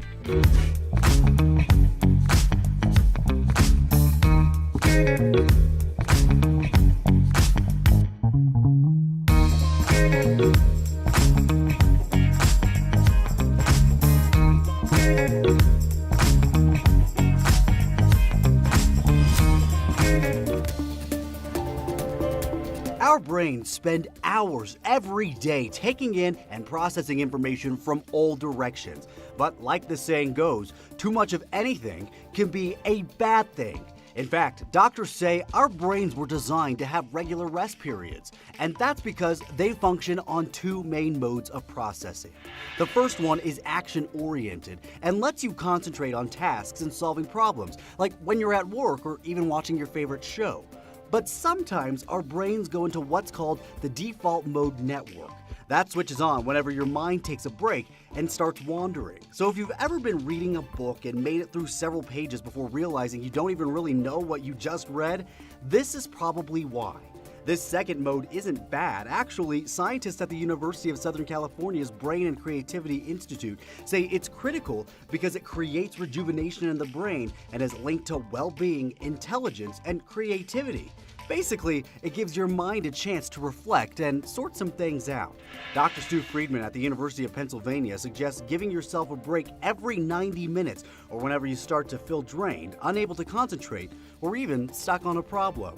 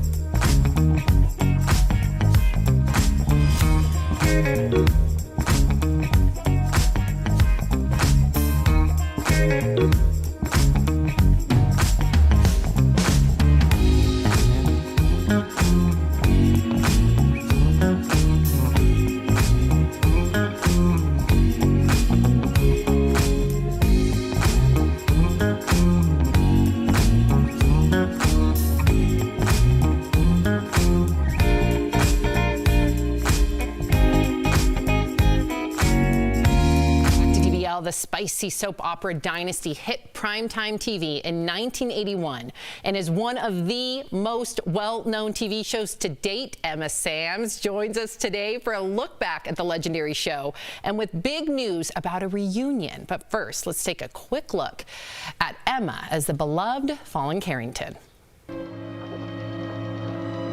What's your name? How can I tell you when I don't know myself? Please, help me. Always like... Yeah, there she is, Yay. Emma Sams. Welcome to DBL. We are so thrilled that you could join us. The world is slowly edging towards the end of the pandemic. But as a COVID-19 long hauler, also known as long COVID, you still have no end in sight. Please tell us how you are doing. What has this past year been like for you? Our hearts are with you.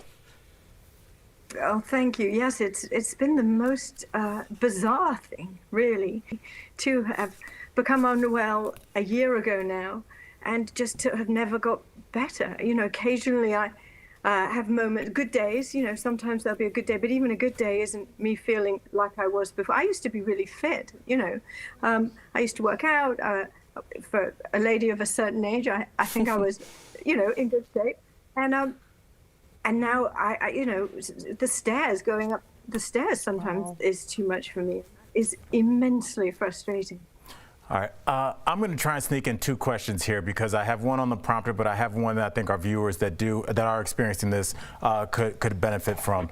It seems like even though you're a long hauler and that can lead to depression, it seems like your spirit is still high. What do you do on a daily, hourly basis to kind of keep retraining your mind to stay on task? Well, I'm very lucky. Some people with long COVID are stuck alone, completely alone at home. I have a marvelous partner who lives with me, who's incredibly helpful and supportive and kind, and that makes obviously a huge difference. I don't have little kids. You know, I can't imagine trying to look after little children and feel this way. So in many respects, you know, I'm one of the lucky ones. All right, well, we're also lucky, too, because the pandemic has given us time to revisit our favorite nostalgic primetime soaps like Dynasty, and that show has delivered some amazing cat fights. Well, it has. But you have to know about that mud fight with Heather Locklear. Was it as much fun as it looked like it was?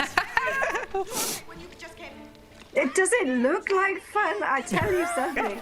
It was, I mean, I have to say, look, she pushes my face into the mud, and look at that. So the mud went to the top of both of my nostrils. Oh, no. That's how real it was. Well, and as long as you won. And of course, I don't think I did. Yeah. I think they wrote that it was a draw. Right.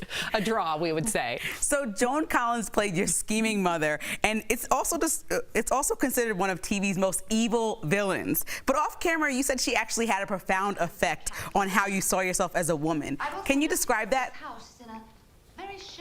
Well, I think Joan's performance as Alexis actually empowered a lot of women.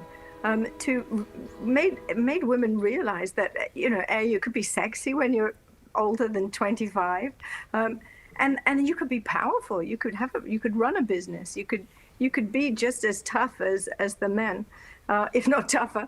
And I think she did a lot for women around the world. So well said, Emma. Amen. So while we were talking about soap operas, you also play fan favorite Holly Sutton on GH, General Hospital, and you've been doing it on and off since 1982. Some of our viewers have written in. They want you to give them the scoop. Are you going to return once more? Well, right before the pandemic, I was sort of planning to come back and do another little stint.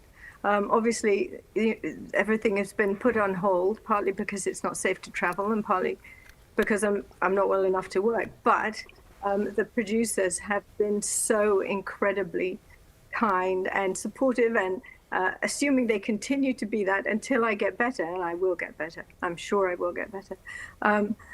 Then hopefully, yes, then Holly Sutton Scorpio we'll be back on General Hospital. Fingers crossed. That's right. And that, first of all, it's good that she'll be back. But Emma, you know, there's also some more good news. Pandemics have made people really get interested in TV reunions, and you've got one of your own tomorrow with one of your castmates from Dynasty. Can you give us a little inside scoop on what fans can expect? Well, I was lucky enough to meet with, because I know that what needs to happen for long COVID is research, because the doctors don't know what is going on with us. So I met some lovely scientists who are in need of funding, who are already doing some amazing research into long COVID. And I said, right, I'm going to raise some money for you. So I had seen quite a few other fundraisers going on of this ilk, you know, fans being able to get together with online with all casts of old television shows. So I thought I would get in with the Dynasty crowd. I say Dynasty, by the way, because in England we say Dynasty. It sounds Dynasty better. crowd. And I just thought it would be good to try and raise some funds. So sell tickets to an online reunion. And I had no idea that so many of my old castmates would say yes. So it's turned into a huge, fantastic event. And it's so heartwarming that so many of them agreed to do it for me. Amen. Kudos to you and your philanthropy, even though you're going through so much, and you will remain in our thoughts and prayers for a full recovery. I know it will happen, Emma. You will prevail in the end. Thank you for joining us. And DBL Nation, check out dynastyreunion.com for everything you need to know about the reunion and to support research on long COVID, most importantly. We'll be right back. It's great meeting you, Emma. Thanks, Emma. People are...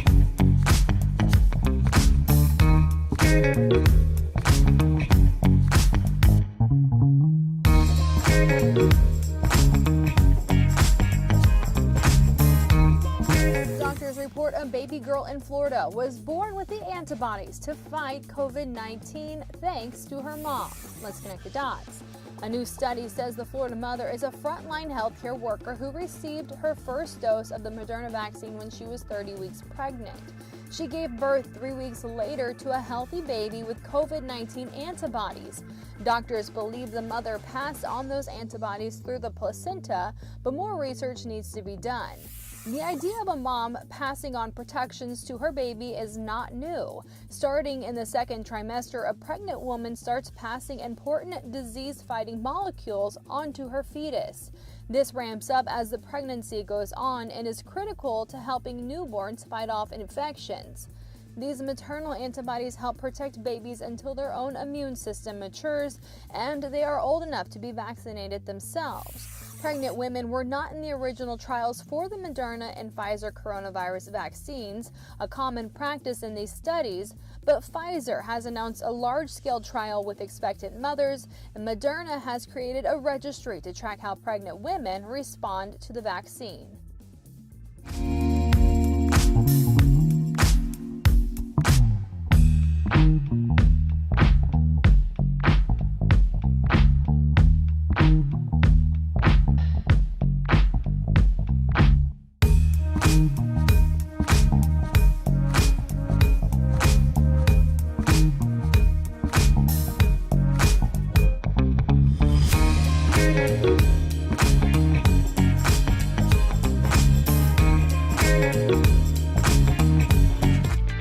Welcome back to DBL. We all know exercise offers so many benefits, but did you know it can actually help enhance aging brains? We're chatting about it on DBL's Focus on Fitness, presented by QB. So exercise impacts the way your brain communicates, like thinking and remembering. That's why it's so important to exercise as you age.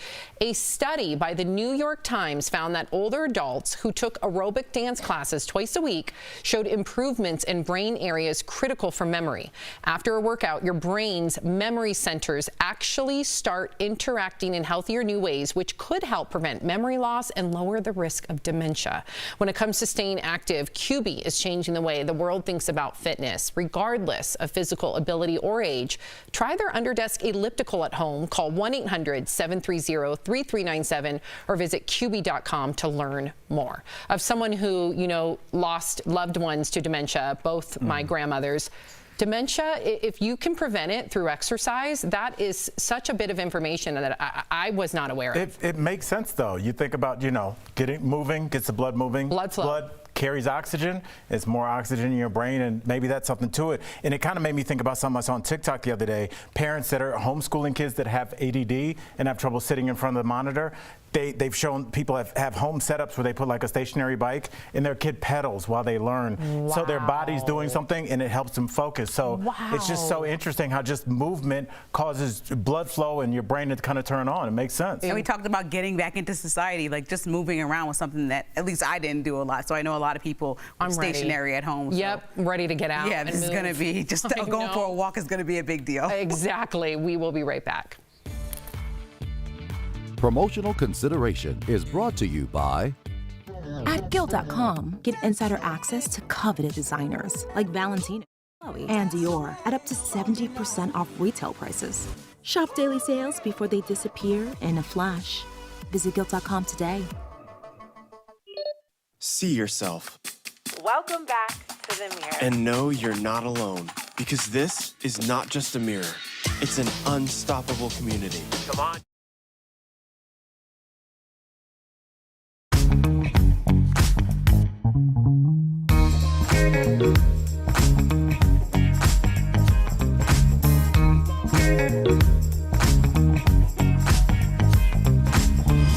Following the shooting in Atlanta, Georgia, we saw multiple viral claims popping up online about the shooter, the motive, and more. We're breaking down what we know right now to be true, false, and what's still unknown. Starting with the disability, sexual orientation, ethnicity, gender, or gender identity. Now, the shooting in Atlanta fits parts of that definition. But ultimately, we have to wait for the FBI investigation into this case to be finished before we can officially say what the shooter's motives actually were. So for now, we're leaving this question in the unverified column. Folks, if you have any other claims or questions you want us to look into, send us an email. With your Verify, I'm Jason Puckett.